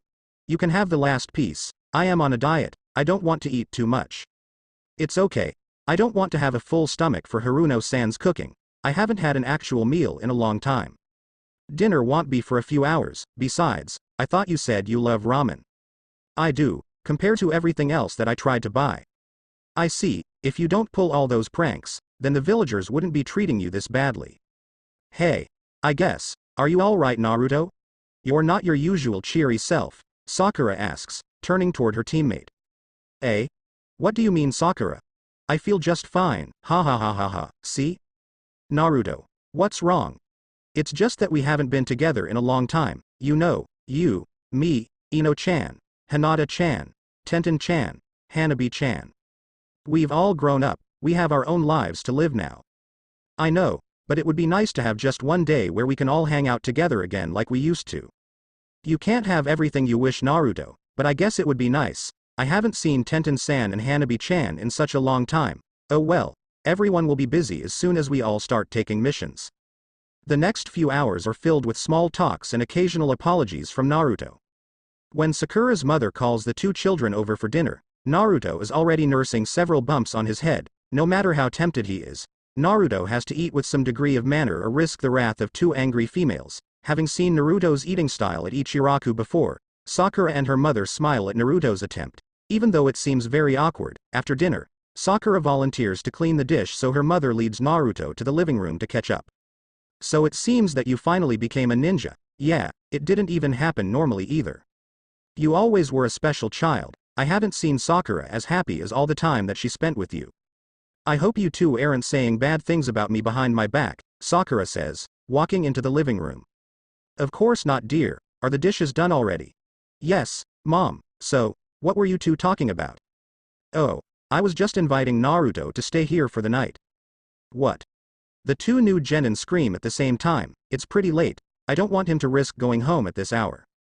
He's a ninja Mom, I am sure he can handle himself. You know that the neighborhood Naruto lives in is very dangerous. I am serious Naruto, you're going to stay here tonight. I'll set up the guest room for you. No, really, it's alright, I am sure it'll be fine. No Naruto, you're going to stay here tonight. But, come on Naruto, you know you're not winning this argument against my mom, Sakura says. But Sakura-chan, I don't mind you staying either Naruto, so don't worry. Well, okay, if you say so. Later that night, Sakura stays up just staring at the ceiling. She heard what her mother said to Naruto after dinner, and thinking back, she knows that her mother was right. Thinking back to what Ino said the day before, Sakura decides to do something for Naruto to repay his kindness toward her. The next morning, Naruto wakes up from the gentle coaxing of Sakura's mother. After getting ready for the day, he heads downstairs to the dining room for breakfast. He thought that he could try his luck and see if Sakura wants to do anything with him today, since it's most likely going to be the last day of rest for a long time, only to be told that she had already left about 2 hours before he woke up. Knowing that there is little chance that they can hang out together today, Naruto goes back to doing what he usually do in his free time ever since last year: go and find Lee's team and train with him for the day. After saying goodbye to Sakura's mother, he rushes out to the training grounds knowing that Lee's team probably started training already, but to his surprise, he finds Lee, Neji, and guys sitting in the training ground waiting for the last member of their squad to show up. "Hi guys, Naruto-kun. Are you here to train today?" "Yeah. I just got assigned to a genin squad yesterday and I think I'll be pretty busy from now on, so I figured that I'll train with you guys today for old time's sake." "That is a truly youthful attitude, Naruto-kun. Tell me, which Junin is lucky enough to have such a youthful genin like you on the squad?" "My team's Junin instructor is Kakashi-sensei, Kakashi. It seems that my eternal rival has also gained a youthful spirit on his team. Lee. We must train hard so that we can prove our youthful spirit is greater than that of Kakashi's squad. It pains me to say this, but from now on, Naruto-kun is your rival, is that understood?" "Hi Guy-sensei. Lee. Guy-sensei." Naruto can only cringe at the outward display of emotion. He knows what's coming next, having seen it every time he stops by to visit. Just as they are about to proceed to the next and final stage, someone taps Naruto on the shoulder and pulls him away. "Tenten. My youthful flower. What caused you to arrive late today?" Guy asks. Something came up. Whatever, let's start our training," Neji says. Actually, maybe we should try something different for today." "What do you suggest, Tenten?" Lee asks. "Maybe Neji can train with Lee and I'll train with Naruto." "Excellent idea. After all, if Lee and Naruto are to be rivals, Lee cannot reveal his technique to Naruto. Very well, you shall train with Naruto-kun today.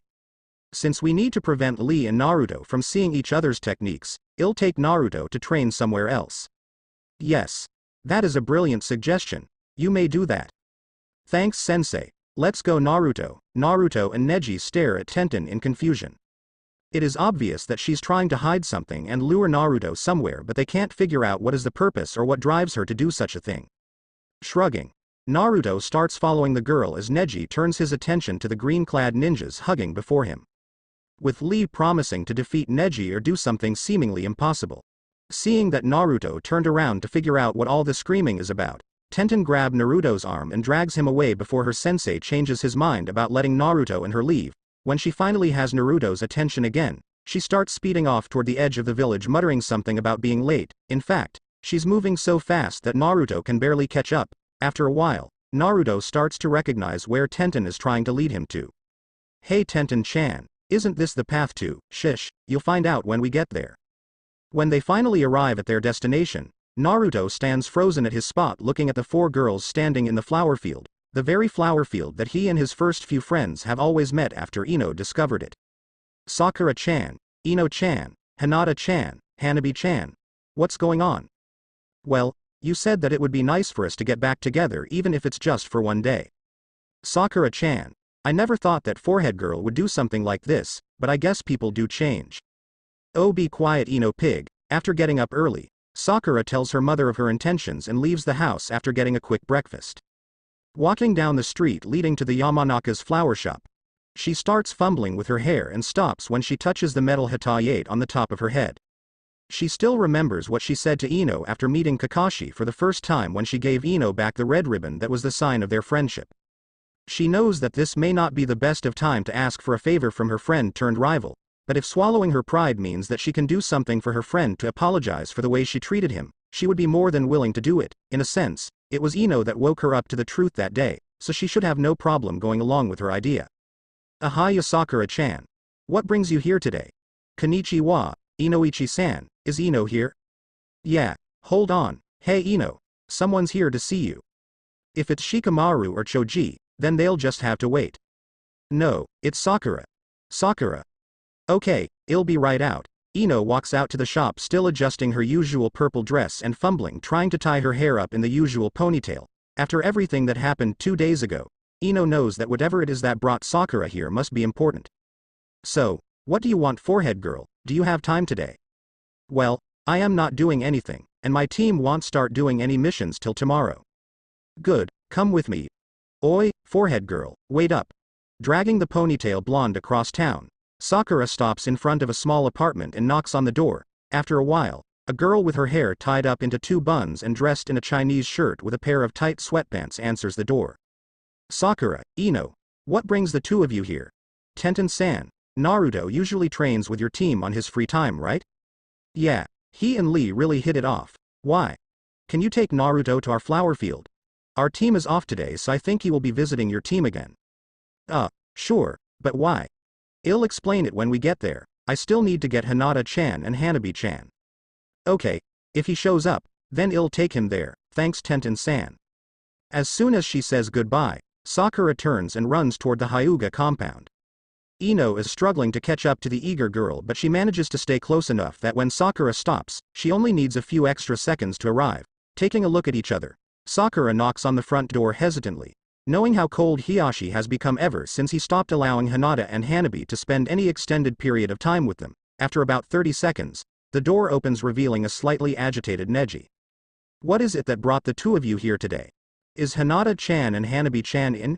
Yes, good. Before Neji can even finish his sentence, Sakura pushes Neji away with one hand while dragging a shocked Ino inside. Before they find their targets, they happen to stumble upon Hiyashi, who is too shocked to see them to do anything as they walk right past him. The only sign of acknowledgement is a short greeting. They find Hinata and Hanabi getting ready for the day in their rooms, and soon drag the confused sisters back past the still shocked Hiyashi and eventually past the shocked Neji before closing the door behind them. What is going on? Hinata asks. I was thinking that we can have a reunion of sorts at our flower field today. I know that Hiyashi-san probably won't approve, so I have to drag you two out here. Actually, I would allow it this time. Also, I would appreciate if you don't barge into my compound unannounced the next time you are looking for my daughters. Hiyashi-san. We're sorry, but we're kind of in a hurry, so, Ino stutters, trying to get away from the Hyuga clan head. Don't worry about it. Hinata's squad will start meeting tomorrow and I will allow her to have a day off for this occasion. Chi-Chi-Yui, am I allowed to leave as well? Hanabi asks. Yes, it's a special occasion, you are allowed to go as well. Thank you. Chi-Chi-Yui, wow, Sakura-chan, you went through all that for me? What's with that tone in your voice? This doesn't mean anything special, it's just that I thought it was a good idea to have a reunion when you mentioned it yesterday, Sakura says, blushing. Arigato, Sakura-chan. Eck. Hey, what are you? Let me go. I want a hug too, of course, Tenten-chan. Naruto then. In turn, give everyone a hug. It all went smoothly until Naruto hugs the last girl.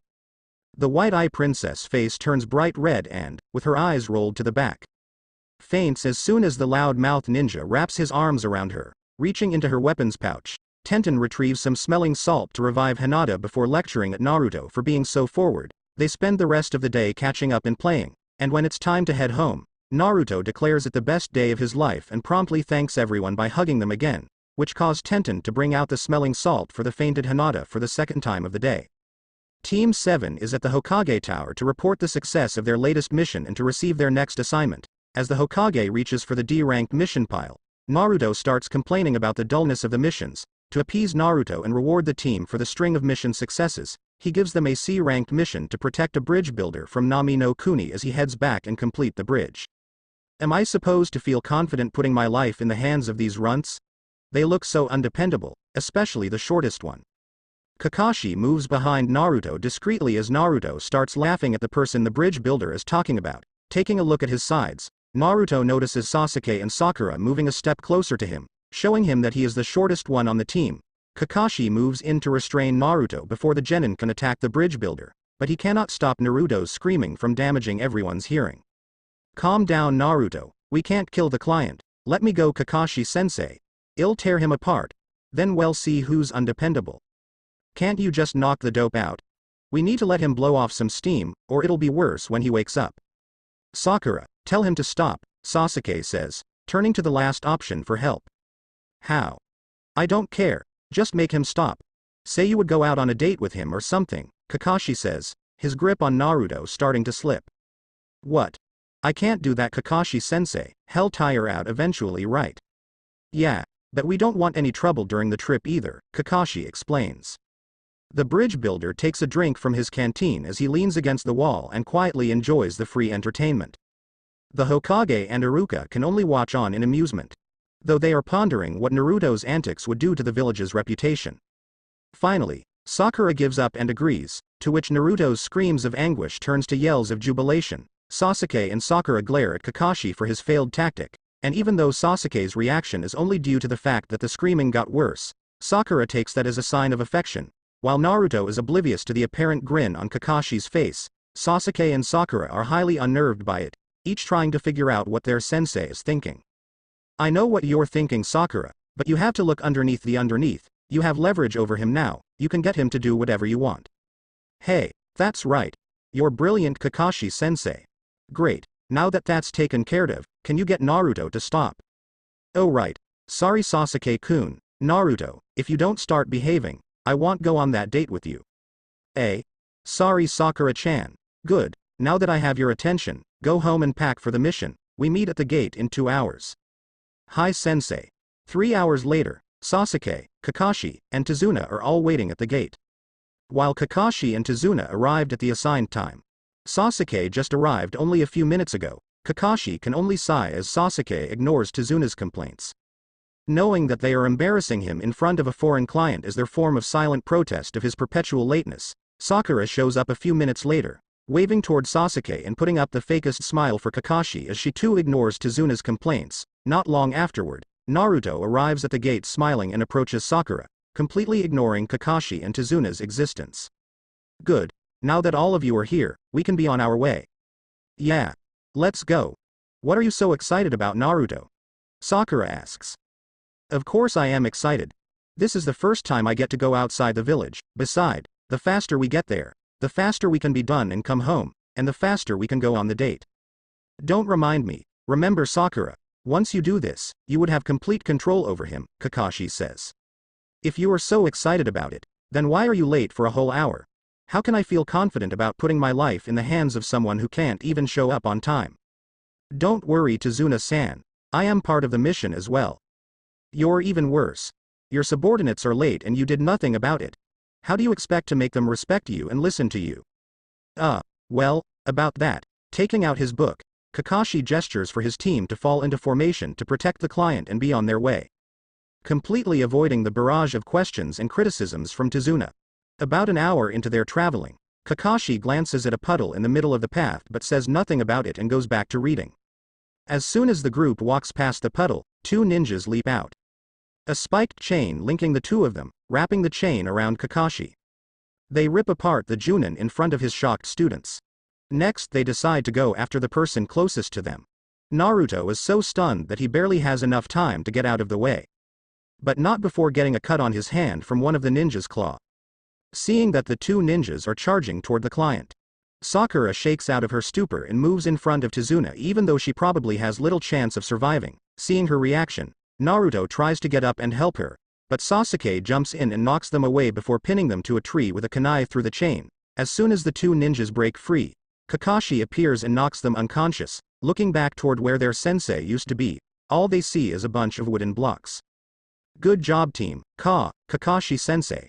Sakura says, sorry I didn't come out sooner, but I want to see who their target is, and I think you have to answer a few questions to Tazuna-san.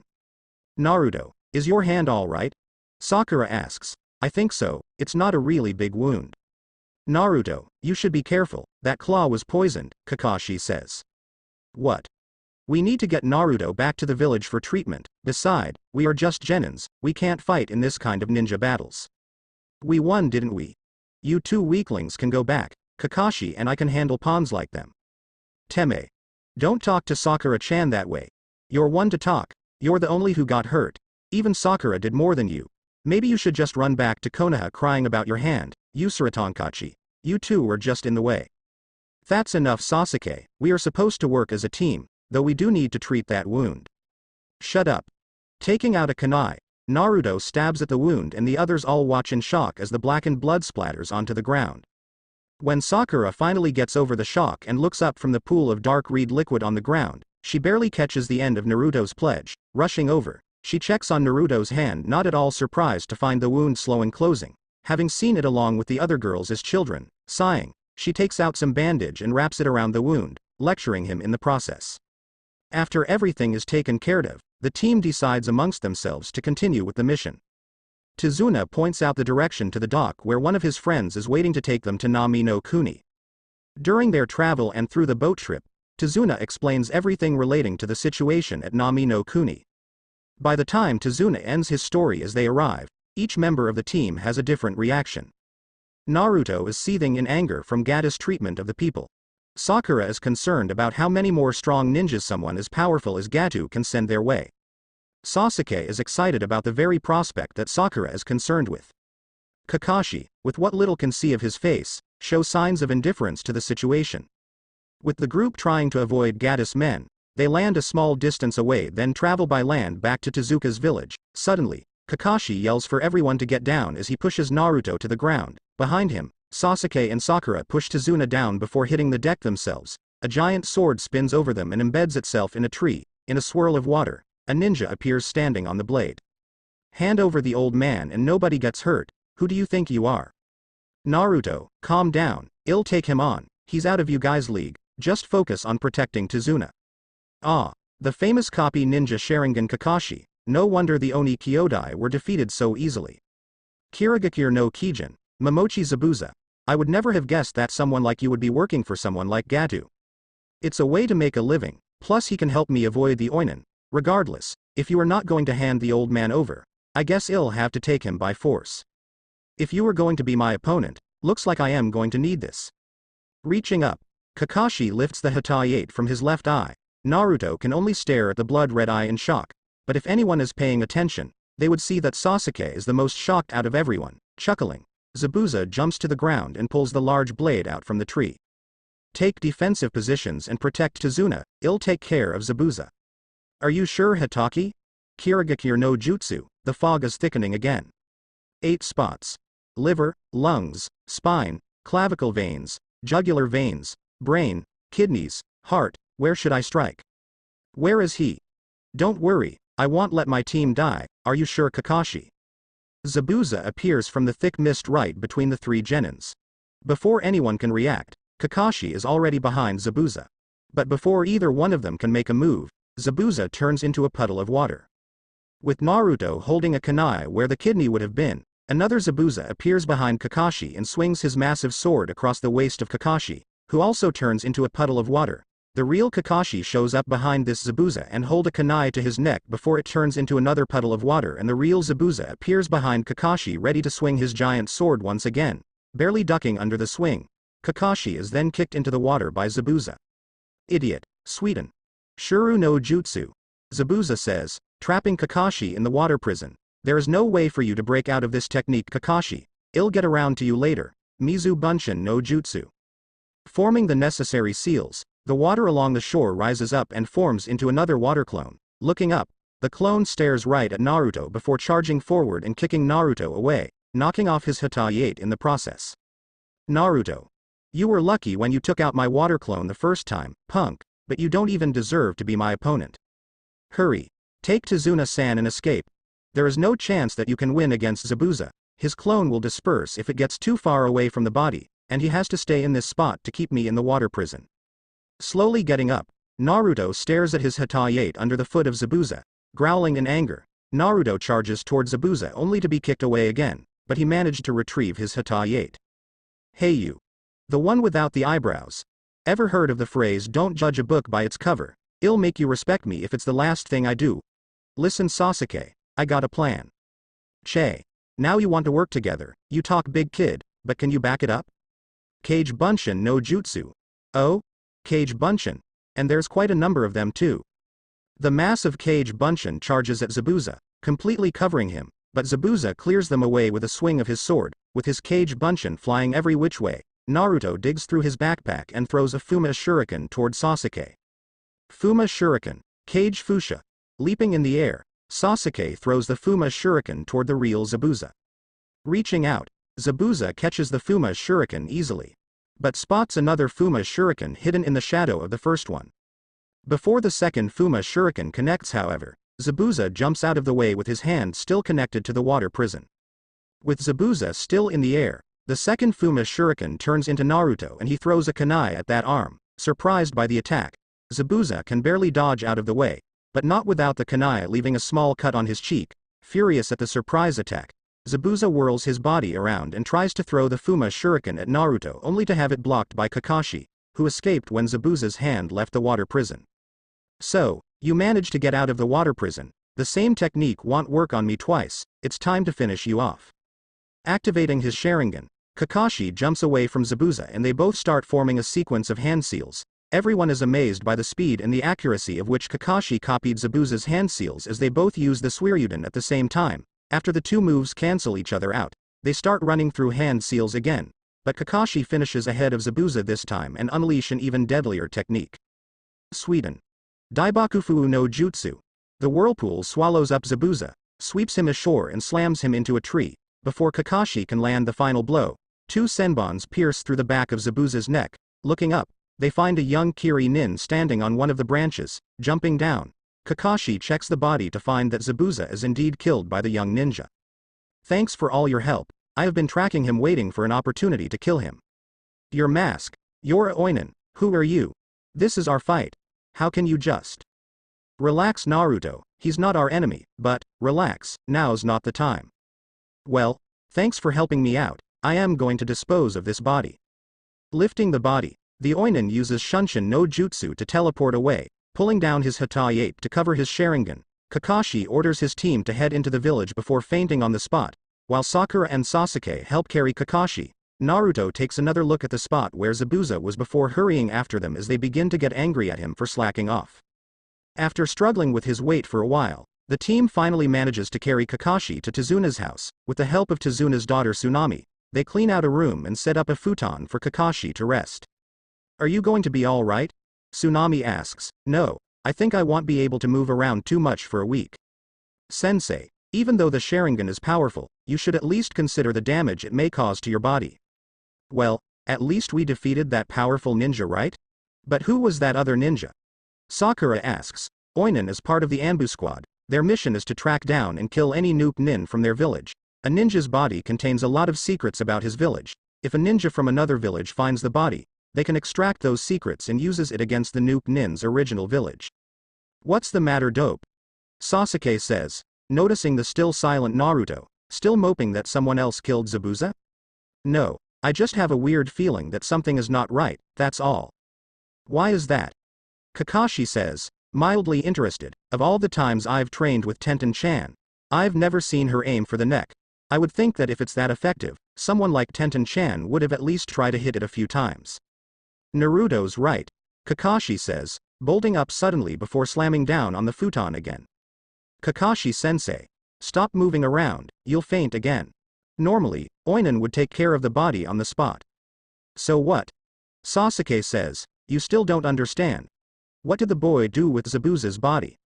We don't know, he took it away, Sakura says. Exactly, if he needs proof, all he needs to do is take the head back. More importantly, the weapon the boy used aren't exactly a weapon of choice for killing others. That means, Zabuza is still alive. It's true that I did check his body, but I am afraid it's only a temporary death. So what are we going to do now? Sensei is still bedridden. What if Zabuza comes back? I don't think he's in much better shape than I am. It looks like I am going to have to use the time to train you guys. Train us? Even you had so much trouble defeating Zabuza, Kakashi-sensei, Sakura says. What chance do we stand even if we do train? Don't sell yourselves short. Don't forget who it was that got me out of the water prison. You guys have grown so much in such a short period of time that I can't help but to feel proud of you. So how are we going to train? I will show you all tomorrow. I still need some rest. About a week passed since Kakashi put his team on their training regiment.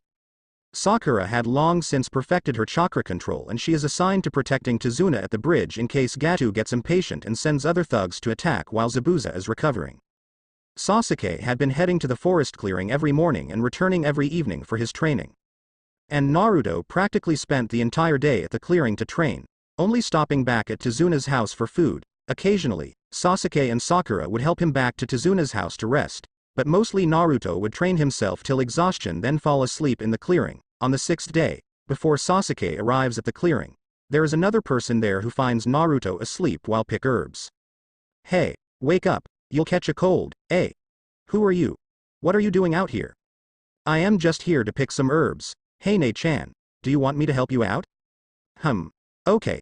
The girl says before telling him how to pick out the useful herbs from wild grasses. Wow, I never knew that these wild grass can be so useful. So, what are you doing out here this early in the morning? Training. I need to train to get stronger. Really? Do you have someone you wish to protect? I suppose, why? When you have someone you wish to protect, you become much stronger. I can tell that you will get much stronger. If fate would have it, we may meet again. Bye Ne-chan. Oh, by the way, I am male. What? Naruto screams as the person leaves the clearing. What are you doing, dope? Sasuke. Did you see the person that just walked past? Do you think that's a male or female? I don't have time for this, let's just start training already. The next night, Sasuke and Naruto stumble back to Tezuna's house right at dinner time. After finding that they have finally reached the top of the trees successfully, Kakashi allows them to join Sakura on guard duty the next day. Of course, due to his exhaustion, Naruto stayed in bed the next morning when his team headed out to the bridge. What? What do you mean they left already? Naruto screams when he found out he was left behind. Oh, Naruto, you're awake. Your sensei said that you should take a break today, Tsunami says. Arg, I knew it. They left me behind again. I am going. As Naruto charges through the forest heading to the bridge, he notices cut marks littering the path. Slowing down to investigate, he finds a boar lying dead in the middle of the path a bit further ahead. These are sword marks. I've seen Tenten-chan use weapons like this. This is bad. Jumping through the trees again, Naruto heads back toward Tezuna's house. He arrives just in time to see Tezuna's grandson charging blindly toward two thugs. Jumping into his path, he uses the Kourimi no Jutsu to replace Inari with a block of wood he picked up from the forest heading back. Reaching into his weapons pouch, Naruto throws two shuriken at the thugs, who dodges them easily, but Naruto is using the same trick he used against Zabuza. The two shurikens turn into cage buncheons and knock the two thugs out from the back. After tying the two thugs up, Naruto asks Inari to gather the villagers to let them know what is going on before hurrying back toward the bridge.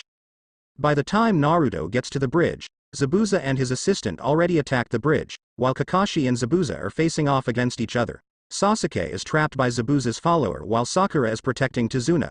Taking advantage of the young ninja being distracted by Sakura's kunai, he transforms himself into a shuriken and uses a clone to launch himself at the young ninja, knocking him out of the ice formation.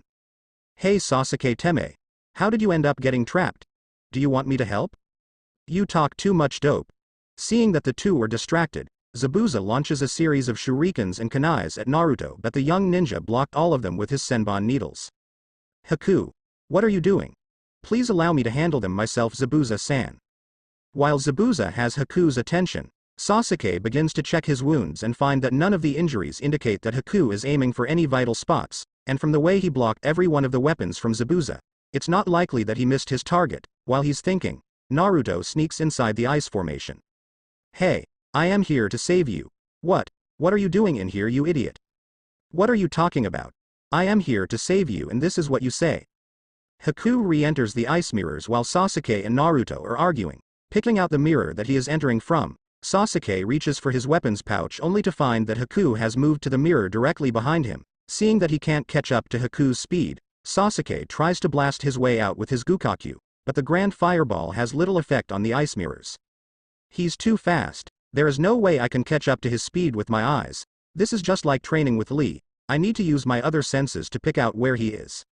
Closing his eyes, Naruto tries to listen for any sound that may tip off where the real Haku is. Looking over his shoulder, Sasuke soon becomes enraged at Naruto's lack of reaction as needles start flying toward the two of them again. He had been expecting Naruto to at least provide enough backup for him so that at least one of them would be able to escape and they would be able to attack from both sides. Like how it should have been before Naruto entered the ice formation. While Sasuke is dodging left and right trying to avoid being hit in any vital spots as much as possible, Naruto only covers himself up and takes the hit while still trying to focus on the enemy's location. When Naruto finally has a gauge on Haku's movement, he has taken a fair share of hits that severely limits him movement. Even if his wounds are all closing up at a rapid pace. By this point, Haku had already expended much of his chakra. And Sasuke, being pressured into protecting himself, has slowly awakened his Kekkei Genkai, the Sharingan. Deciding to end the fight quickly, Haku intentionally attacks Naruto but focuses all his attention on Sasuke. When Naruto finally looks around after everything quiets down after the latest barrage of attack, he sees Sasuke standing in front of him with senbon needles littering all over his body. Scrambling to his feet, Naruto barely catches Sasuke before his unconscious body hits the ground. He got in my way without thinking to protect you. Is this the first time you have seen someone die in battle? This is the life of a ninja. He truly is someone worthy of the title ninja. Shut up. I won't forgive you. Haku is stunned by the sheer amount of chakra emanating from Naruto's body. The senbons that are still embedded in Naruto are forced out by the chakra. And the cuts from Haku's attacks are all healed instantly. Seeing the crazed Naruto charging to him, Haku can only slow him down by firing more senbons and moving to another ice mirror. Taking advantage while Naruto can't determine which mirror is housing the real Haku.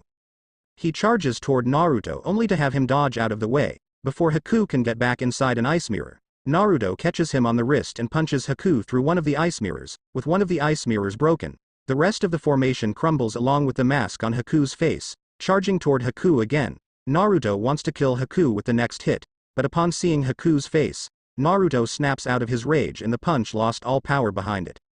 Why did you hold back? Where is the fire that you showed before? You can't kill me like this. What are you talking about? Zabuza-san doesn't need useless ninjas. You have taken away my right to live. Why do you dedicate your life to him? Is he your only precious person? I used to have other precious people. They are my parents. But then I discovered something, my bloodline. Because of that, in a village that despises Kekkei Genkai, my father killed my mother, and he wanted to kill me. When I finally shake out of my stupor, I found out that I've already killed my father. That was the first time when I feel that I am not necessary in this world. It's not until I met Zabuza-san that I discover another purpose to live, and now you've taken that away. Please, just finish me of Naruto. Is there really no other way? I am sorry to have to dirty your hands. Lowering his head, Haku waits for the final blow. Before Naruto can bring his hand down, Haku notices how the fog is thinning out and catches Naruto's arm before teleporting away with another ice mirror.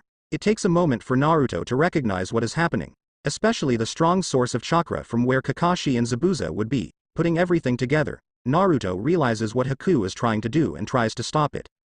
Wait. Kakashi-sensei. Don't do it.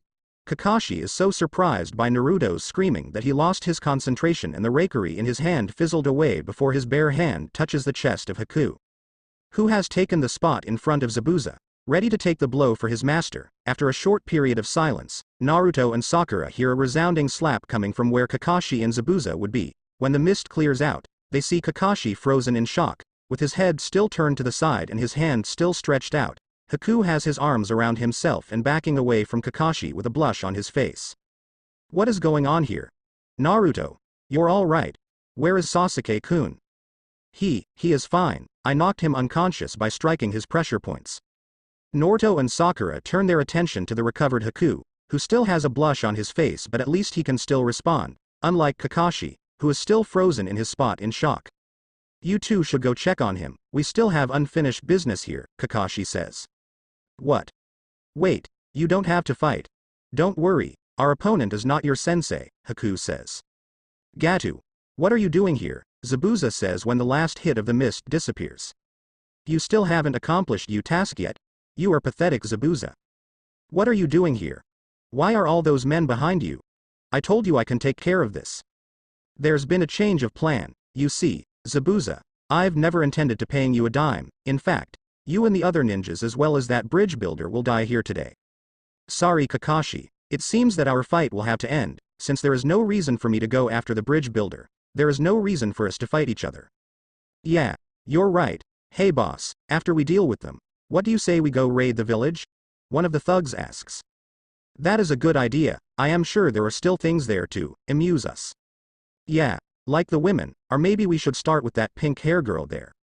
You should get your eyes checked. That girl is so ugly that I doubt we'll get much money when we sell her to the brothel after we are done. Don't you lay a hand on her. So, we got a little punk trying to play hero, or are you just angry that you won't get first shot at her? Naruto, don't. Before Kakashi can even intervene, Naruto's dark chakra flares up again. seeing the feral look and feeling the dark energy wave washing past them.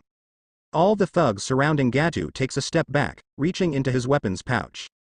Naruto pulls out a kunai and charges right into the middle of the crowd, slicing and clawing through everything he comes into contact with. Sakura watches in fear, seeing the berserk Naruto killing all the thugs without so much as a flinch from the bloodbath. Even Haku, who has already seen Naruto's feral form, is amazed at how such a mild-mannered boy can become such a bloodthirsty killer. Of everyone at the scene, only Kakashi knows what exactly is happening. But he also knows that there is nothing he can do to stop Naruto, or the bloodthirsty demon inside him. It's not until Gato is dead and the rest of the thugs have either escaped back to the boats or died alongside their boss that Naruto finally seems to slow down. Once he finally regains control of himself, Naruto stares at his hands and the carnage around him in shock. Running up, Haku and Sakura wrap their arms around Naruto, whispering calming words into his ears. Walking up, Kakashi strikes a pressure point and knocks Naruto out cold, so that he can have some time to recover from the shock of the actions of his possessed form. As Kakashi is carrying Naruto back toward the village, Sasuke has finally woken up and the villagers have gathered at the bridge with weapons in hand, anticipating a fight to defend their village, but they are all shocked at seeing the blood and corpse littering the unfinished bridge. Sakura and Haku stay at Naruto's bedside as soon as they get him back to Tizuna's house. Kakashi, Sasuke, and Zabuza occasionally stop by to visit before going back out on patrol duty. Tsunami and Inari set up a couple of futons in Naruto's room for Sakura and Haku as per their request, and they too would visit the young boy once in a while after hearing from Tizuna how he single-handedly protected the village from Gaddis men, even if it was through such a bloody mean. Naruto, you're awake. Sakura-chan. I'll tell the others. Thank you, Haku-chan, Sakura says. How long was I out? Almost 2 days. I was out that long. How did the fight go? You don't remember. As soon as the words left her mouth, Sakura wishes she could take them back. Naruto appears to slowly remember everything that took place at the bridge and goes into shock again. Like she did at the bridge, Sakura tries to comfort Naruto again as she waits for Kakashi to get here so he can help Naruto. What's going on? Haku. Naruto has gone into shock again. Let me try. Haku presses a few pressure points on Naruto's back and his breathing starts to slow down again as he slowly calms his nerve again. When Naruto is finally aware of his surrounding, the first thing he notices Sakura sitting in front of him on the bed with a concerned look on her face. The next thing is that someone has wrapped her arms around him, and guessing the gender from the feeling of soft objects pressed against his back, that person is most likely a woman. Tsunami-san, I am feeling much better now, thank you. Did you call me Naruto? Tsunami asks from the door, having just brought up some food for Naruto. Tsunami-san? Then who's that behind me? Naruto-san, are you feeling better? Haku. What? Why? When? I am guessing you want to know why Haku-chan is dressed like this, right? Sakura-chan. Why well, it kinda surprised me too when I found out, but Haku-chan is actually a girl. What? But Haku, you told me that was because of me. Zabuza-san, Haku says, spinning around toward the nuke nin. Looks like you're doing better, dope. Sasuke, you have no right to talk down on Naruto, you were in even worse shape, Kakashi says. Che, so, what's this about you being the reason Haku tells me she's a male? Naruto says. I needed a merciless assistant, and Haku was too soft to be a killer, so I had to change her personality, beginning with her own identity. How can you do that to her? She'll never survive in the ninja world the way she was when I found her. If she ever managed to kill anyone, she would have ended up just like you. Zabuza-san. Haku reprimands, I am only teaching him about the real ninja world. If he takes his genin attitude out to the real world, he'll be dead before he even realize what is happening. While I appreciate you helping me teach my students, Zabuza, I think I should give Naruto the emotional training myself, and I think now is as good a time as any. Fine, Haku, let's go. We should leave now. Wait. Where are you two going to go? Well, Gato is dead, and from all the ruckus he caused, I am sure the Kiri Oinen would be onto us soon. Why don't you go back to Konoha with us? I am sure Gigi wouldn't mind having you two become Konoha nin. I highly doubt it. You have no idea how I became a nuke nin, do you? I don't care. I am sure I can convince Gigi to let you stay. Having some place to go back to is better than wandering around the world, isn't it? Zabuza-san, I am quite tired of running away all the time as well. Let's get back on patrol, Haku. You can visit this kid later. Hi. Zabuza-san, Arigato. A few weeks later, the bridge is finally finished and Kakashi's team heads back to Konoha with Zabuza and Haku in tow. As soon as they arrive at the gates, the guards, realizing who is in the group, try to move in and arrest Zabuza, but Kakashi sends them away with a wave of his hand. Continuing on toward the Hokage Tower, Zabuza and Haku can't help but to notice the villagers' glare on Naruto, and the rest of the group notices the wary looks from the other ninjas on Zabuza. As soon as they enter the meeting chamber, the Hokage almost choked on the tea he's drinking upon seeing an A-ranked Nuke Nin walking into his office. Kakashi. What is the meaning of this? Hokage-sama, we completed the mission, I am here to report. Forget about that. What is Momochi Zabuza doing here? Well, you see, Hokage-sama, Momochi Zabuza is requesting protection and safe haven. And the reason why I should grant this request is, I have a few ways of convincing you, but I doubt you want me to use them. Gigi, Naruto says. I remember where that little orange book is. I am sure you don't want anything to happen to it. Ahem. Well, that does it. Momochi Zabuza and, what's your name? Momochi Haku. Momochi Zabuza and Momochi Haku are hereby granted residency in Konoha and are officially enlisted as Konoha Nin. Zabuza will gain the rank of Junin while Haku will gain the rank of Genin. Since there are no Genin squad with an opening, I suppose you two will have to be your own squad for now, which means you are restricted to the village and are only allowed to accept D-rank missions. I understand. I will have someone find a suitable dwelling for the two of you, but for now, you'll have to stay with Naruto. That should be a problem. Very well. The rest of you are dismissed. Now Kakashi, give me your report. As soon as they are dismissed, the group heads back out into the street before Sasuke leaves for the Uchiha compound with Sakura following him. As Naruto is leading Zabuza and Haku toward his apartment, he spots Team Guy heading his way. Naruto-kun. It seems that you have finally returned from your mission, Lee screams. Hey Lee. Hey Tenten-chan. How are you doing, Guy-sensei? We are doing great. I assure you my squad is burning with the power of youth. That's nice, Guy-sensei. Say Naruto, who are they? Tenten asks. Oh, are my youthful eyes deceiving me? How can a Nuke Nin be walking in our village unstopped? There must be some kind of mistake, Guy says before Naruto can begin to explain. Actually, Guy-sensei, Hokage Gigi already allowed Zabuza and Haku-chan to stay in our village and become Konoha Nin. Is that so? Well then I welcome you to our village, Momochi-san. Naruto-san, is he always like this? Haku whispers. Hey, Guy-sensei is a bit too enthusiastic at times, but he's a really good person. I see, Tenten-chan. I want you to meet Haku-chan. She is great with a senbon. She is probably as good as you are with weapons. Is that so? Well, I would love to test my skills against you, Haku-san. My apologies, but Naruto-san is just showing us to his house where we will be staying until Hokage-sama finds us a new place to stay. I really wish to settle down and get some rest after the long journey. Well, maybe another time then. Yes, that sounds good. A week after Zabuza and Haku have joined Konoha, the Hokage has found them a new place of residence. Taking advantage of the council's inability to prevent him from doing so, he leaves it up to Zabuza and Haku to allow Naruto to live with them. An offer that Naruto jumps at in the following month. The two former Kiri Nins often train and participate in missions alongside Team 7, given their lack of members. While Naruto got closer to Zabuza and Haku, the relationship between Naruto and Sasuke got progressively worse. Sasuke craves for the kind of power he heard of from Tazuna about Naruto's actions at the bridge, and Naruto wants to gain Sasuke's respect, something that Sasuke is not willing to give while he craves for Naruto's power. Well, this mission is over, you are all free to go, Kakashi says before disappearing. Then I am going home, eh? Sasuke-kun, wait, don't you want to practice our teamwork? If you have that kind of free time, you should use it to train. Your ninja skills are even worse than Naruto's. Hey Sakura-chan, forget about Sasuke, I'll go training with you, Naruto says, trying to cheer up his teammate. Why would I do that? Naruto-san, is that box supposed to be following you like this? Eh? What do you mean, Haku-chan? Oh, Konohamaru, what do you want? The box, painted into a square rock, explodes and smoke envelops the area. In all the confusion, Haku distinctly hears three other people coughing beside Naruto and Sakura. Once the smoke clears, Haku sees three young children where the box used to be, one of whom she had seen numerous times in the Hokage's office. Boss, you don't have anything else to do for today, right?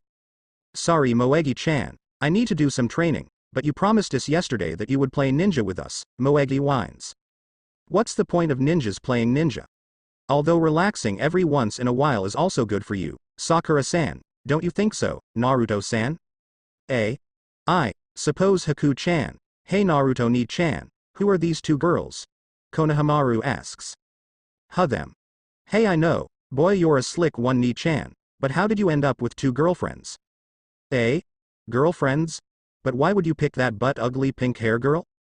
Before he could even start to back away, Sakura already sent Naruto flying to the wall along with Konohamaru. While Haku wants to stop the ensuing beating, she also doesn't want to fuel any more rumors from Konohamaru. Naruto Oyabun, Kono-chan, are you two alright? Don't worry Moegi-chan, I am used to it, what about you Konohamaru? Ouch. Naruto Oyabun, are you sure that butt-ugly person is a girl?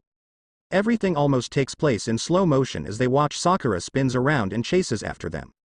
Haku watches in amusement but soon realizes that the three young kids may not survive this beating and chases after them. Turning a corner, Konohamaru slams into someone who just happens to be taking a shortcut through the narrow streets, growling. The boy in a jumpsuit with face paint reaches down and lifts Konohamaru into the air by his scarf. The girl next to him slams the butt of the large battle fan she's carrying onto the ground leaning against it. Hey you little punk, that hurts, Konkaru, don't. Hey you. Let go of Konohamaru right now, Naruto screams. How about no, I am telling you, you're going to get yourself into trouble Konkaru. Just let me enjoy myself for a minute until he gets here Tamari. Why you, I said let him go. Naruto says, shut up, you are starting to annoy me you little runt, however, if it's that girl next to you doing the talking. Now you're starting to get on my nerve. Let go of Konohamaru right now before I bash your face in. Naruto-san, please allow me to take care of this. Haku-chan? Naruto says, looking at the girl before nodding and stepping back. That's much better, you should learn some manner from you friend, you punk. I don't care anymore, if you want to get in trouble Konkaru, do what you want, just don't drag me into it, Tamari says, sighing and keeping her attention on the group all the while. Just who is that kid? Looks like he is pretty close to both those girls. Doesn't looking like they are related either. Che, I don't see what's so special about him. It's obvious that you are not here to stir up any trouble, and neither are we, so why don't you just let the boy go and we can all be on our way? Oh. Give me on good reason why I should, Pinky, if you value your life, then you should let him go. Tamari's eyes widen in shock as Haku pulls a senbon out of her hair. Looking at her eyes, Tamari can tell that Haku means business. Before she can say anything, another voice speaks out behind her. Tamari and Conqueror's look of surprise turns into look of fear as soon as they hear the voice. Gaara, Konkaru, you are embarrassing our village, you know why we are here, so don't cause any trouble. Gaara, listen, they started this, shut up, or I'll kill you, let's go. Wait. You are Suna Nin right? Even though Suna and Konoha are allies, there are still rules against our ninjas entering each other's villages, so can you tell me why are you all here? Or else I don't think I can allow you to leave. Haku-san, I don't think now is the best time to, Sakura whispers. Look carefully, we have a pass. How can you not know about the Chunin tournament coming up? Chunin tournament? It's an examination process to select qualified genin to be promoted to Chunins, don't tell me you don't know that kid. Che, Tamari, stop wasting time with the kid, of course the runt doesn't know, or else he wouldn't ask you. Of course I know about it, I am just wondering if you guys are in it. I've wasted enough time here, Tamari, Konkaru, let's go. The next morning, Kakashi asks his team to meet him at the bridge that has become their gathering spot since the team was formed. As usual, Kakashi is several hours late. As soon as he arrives, Naruto starts bombarding him with questions about the Chunin examination. Calm down Naruto, I recommended the three of you to the Hokage to take the exam. Do you know if any other teams are participating? Why yes, as a matter of fact I know that Guy, Asuma, and Kurenai's team are participating as well. Naruto involuntarily shudders at the mention of Guy's team. He still has nightmares about how Tenten would visit Team 7's training ground as soon as her team is dismissed. She would announce her appearance by firing her weapon at Haku, challenging her to a match. Haku would always respond by firing a senbon back toward Tenten. The ensuing barrage of weapons would always be suspiciously close to Naruto, most likely because they are using him as a target, seeing how he's always standing closest to Haku. Hey Naruto, are you coming or what? Sakura says, shaking Naruto out of his nightmares. Huh? What? We are meeting the other squads, let's go. Kakashi leads his squad to a nearby training ground, while the other Junins are used to Kakashi's antics. The genins are all pacing about waiting for their exercise to begin. As soon as Kakashi enters the clearing, Guy immediately takes Kakashi away, challenging him to all means of odd tasks, leaving Asuma and Kurenai to brief the teams. So everyone is finally here. Took you guys long enough. You're in no position to complain, Shikamaru. You were just slacking off the whole time, so don't you dare talk to Sasuke-kun that way, Ino yells, raising her fist for added effect. Hello Sasuke-kun. Don't mind my dumb teammate here. Hands off, Ino Buddha. Sasuke-kun doesn't care about you or your teammates. What did you say, forehead girl? Alright, we may get some free entertainment. Kiba, may I remind you that it is unwise to be in the vicinity of two kunoichi fighting? Relax Shino, neither one of them are that strong anyway, they are no match for our Hinata, right Hinata? I believe that Ino-san and Sakura-san are very good kunoichi. Hey Naruto, where is Haku-san? Our match doesn't have a winner yet. I believe she is out on a mission with Zabuza-san, Tenten-chan. Alright you kids, listen up. What do you want, Asuma Oji-san? Naruto asks when the Junin has everyone's attention. We are going to tell you briefly about the Chunin examination, then I will leave you all to train amongst yourselves, Asuma says. Why do we have to train with all the other teams anyway? We can do that by ourselves without revealing our abilities to everyone. That is true Shikamaru, but if you manage to become Chunins, chances are that you will have to go on mission with people who are not part of your genin team. This training session is for you all to get to know each other's abilities better. Not like that lazy bum would train by himself anyway. Don't worry about him, Asuma-sensei, please go ahead. Alright, back to the point, we're not supposed to tell you the exact formats of the exam, but that doesn't mean we can't give you a general idea about it. After all, there are teams who have taken the exam before and you were at a disadvantage in taking the test for the first time. Anyway, they change the exact rules of the test every year, but the general framework is that it will be divided into 3 parts, a written exam, a survival exam, and a tournament. What's the point of all these exams? They should know who could handle the task of a Chunin from all the mission we took.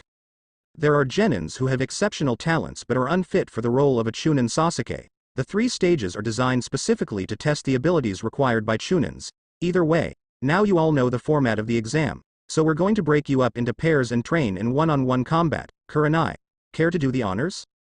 Okay. First pair, Naruto vs Lee, Yash. I will defeat Naruto-kun for sure, or else I will run 500 laps around Konoha. Lee, stop before you embarrass yourself, are your teammates? I believe it's too late for that. Oh, Kakashi-sensei, you're back. Where is Guy-sensei? Naruto asks. I believe he's doing 3,000 push-ups right now. Looks like you win again, Kakashi, so what's the score now? Let's worry about that later, Asuma. We should get the matches over with before the sun sets. You're right. Alright, let's get the match started. Try avoiding fatal blows, you all still need to take the exam tomorrow. As soon as Asuma's hand comes down, Naruto and Lee jump backward and get into their fighting stance. The others watch on as they move in to exchange blows before backing away again, trying to gauge each other's strength. Would you two just get on with it?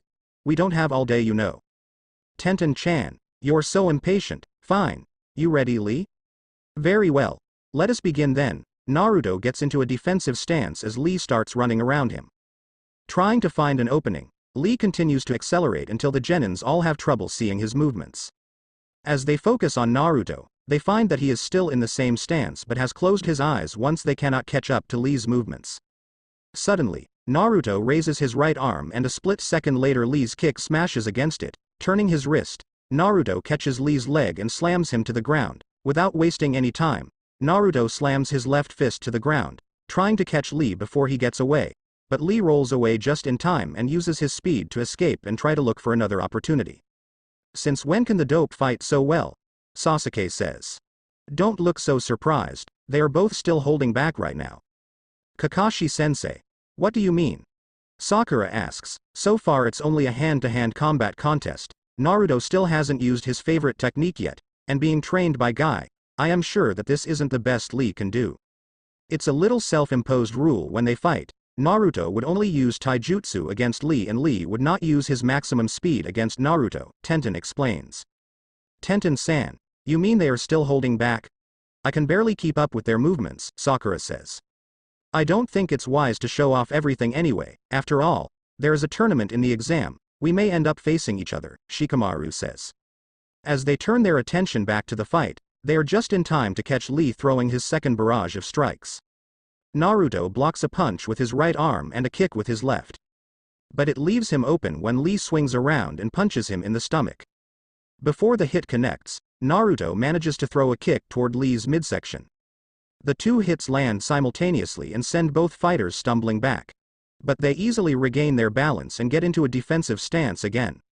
The hits seem to get the two fired up as they both charge toward each other seconds later. Trying to catch the other off guard, they continue to exchange blows and the observers can't help but notice that as their strikes land on target, the bruise would disappear as quickly as they form.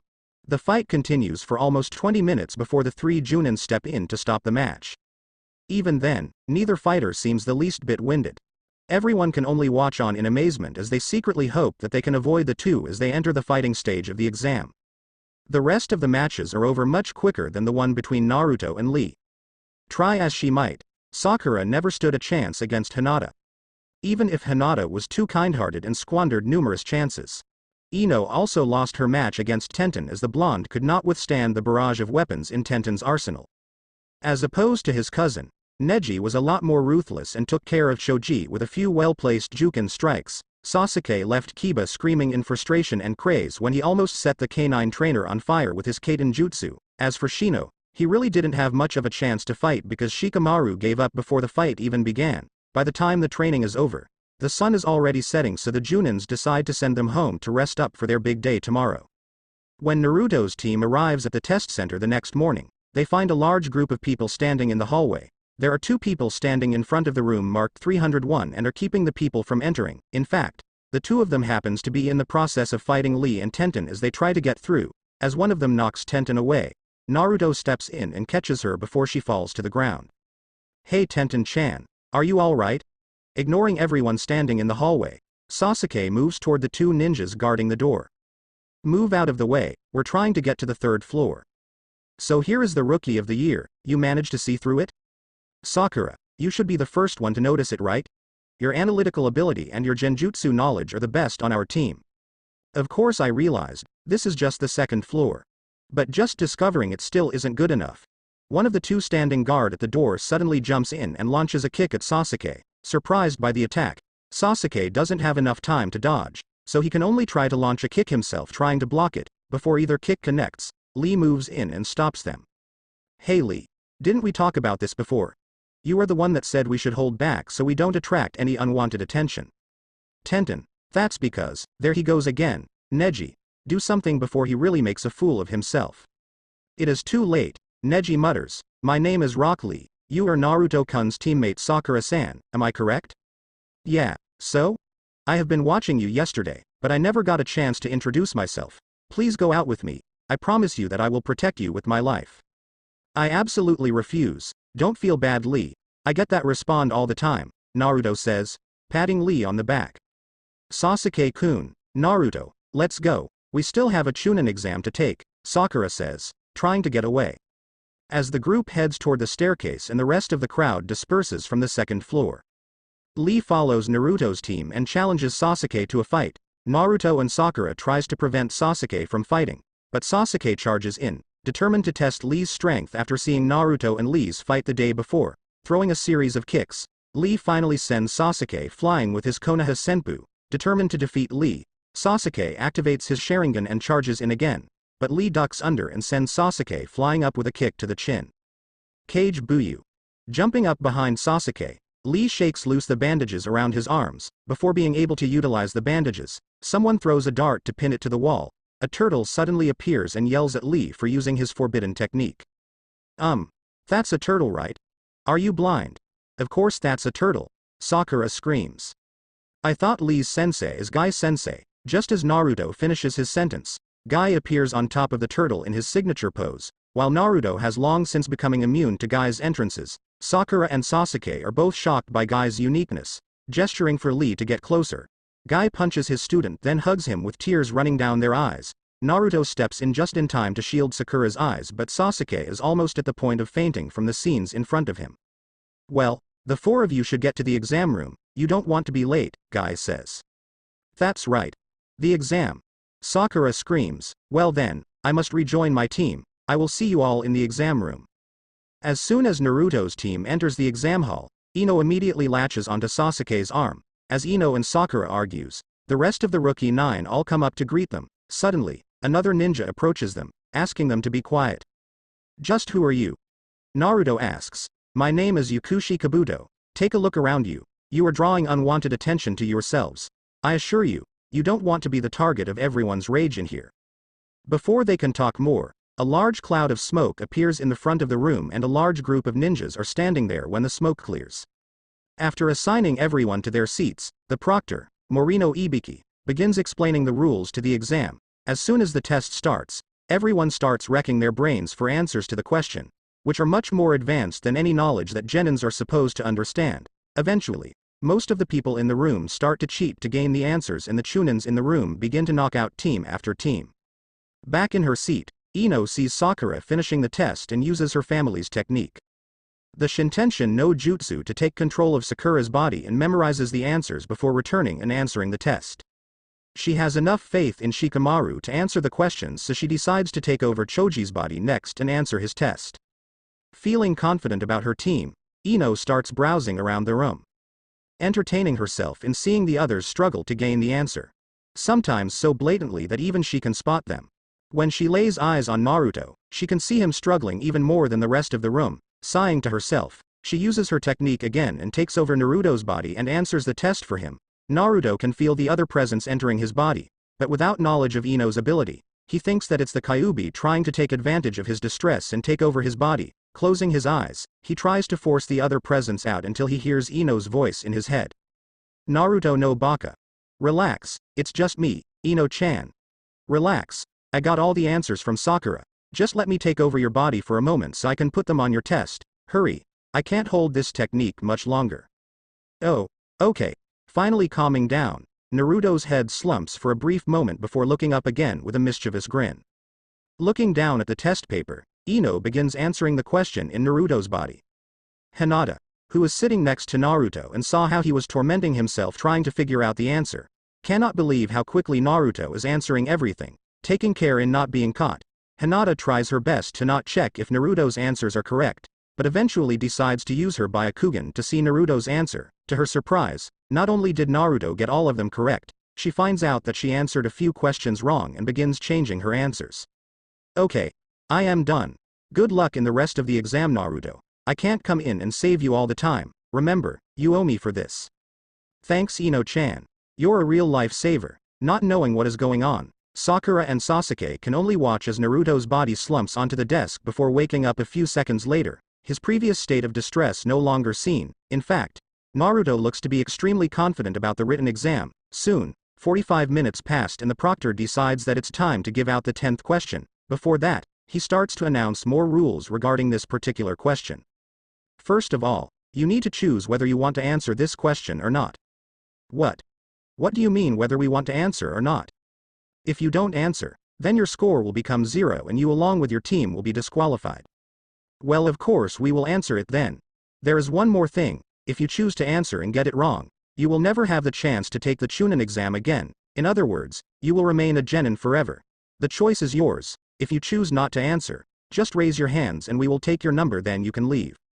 The room becomes completely silent as soon as the words leave Ibiki's mouth. Slowly but surely, team after team decides to drop out of the exam, including the genins who asked the questions. Looking at the proctor, Naruto can see a sadistic grin on his face as he watches the genin teams leave the room. Not able to stand the look on the Junin's face any longer, Naruto slams his hand on the table. Don't you dare underestimate me. I am not going to let you scare me away. Just bring on the 10th question. Don't be rash. This decision can affect your life. I am going to ask you again. If you want to leave, now is your last chance. I never say something I can't do. That is my way of the ninja. Taking a look around the room, Ibiki can see that Naruto's little speech has rebuilt everyone's confidence. Even those who were wavering just a moment ago is showing signs of newfound determination. Knowing that no one else will drop out no matter how long he waits, Ibiki decides to continue with the exam. I admire your determination. Very well. For those of you who remain, I hereby announce that you all passed the first stage of the exam. What? What about the 10th question? Tamari asks. There never was any 10th question. I suppose you can call that yes, no question the 10th question. Then what's the point of the first 9 questions? Oh. They serve their purpose, that was for testing your information gathering skills. Given the amount of pressure and the difficulty of the questions, I doubt that many of you were able to answer them. In other words, you were forced to resort to cheating to pass the exam. For that purpose, I have hidden 2 chunins who know the answers to the questions in the exam hall for you guys to cheat off of. Of course, those of you who can't even cheat properly without getting caught are eliminated by my assistance. Accepting the explanation, Tamari sits back down and waits for the proctor to continue. At this point, Sakura raises her hand to continue the barrage of questions. But I still don't understand the purpose of the 10th question. The 10th question is the true purpose of this exam. Given the rules, the question is highly unreasonable. Just as in real life, a chunin's duty is as a team leader. If you were given a mission where there is no information and the enemy is surely preparing for your attack, would you accept the mission? Just because you value your life and doesn't want your teammates caught up in the danger, so you would refuse the mission. This thinking is unacceptable. When given a mission, no matter how unreasonable or dangerous, a ninja's duty is to accept and complete the mission assigned. Anyway, I hereby declare that the first stage of the chunin exam is completed. I wish you all good luck the rest of the way. Just as the genins are about to celebrate, someone barges into the room from the windows and hangs a banner in front of the exam hall while the person is still rolling on the ground. Now is not the time to celebrate. I am the proctor for the second part of the exam. Mitarashi Anko, let's head out to the test center for the second phase. Follow me. Looks like nobody is listening to you, Anko. Whatever Ibiki, 78 people. You let 26 teams pass. You must be losing your touch, or maybe there are just a lot of excellent candidates this year. Doesn't matter. I will make sure that less than half of them will make it to the 3rd round. If you all want to find out the details of the second phase, then follow me to training ground number 44. I will explain everything there. Thanks for watching.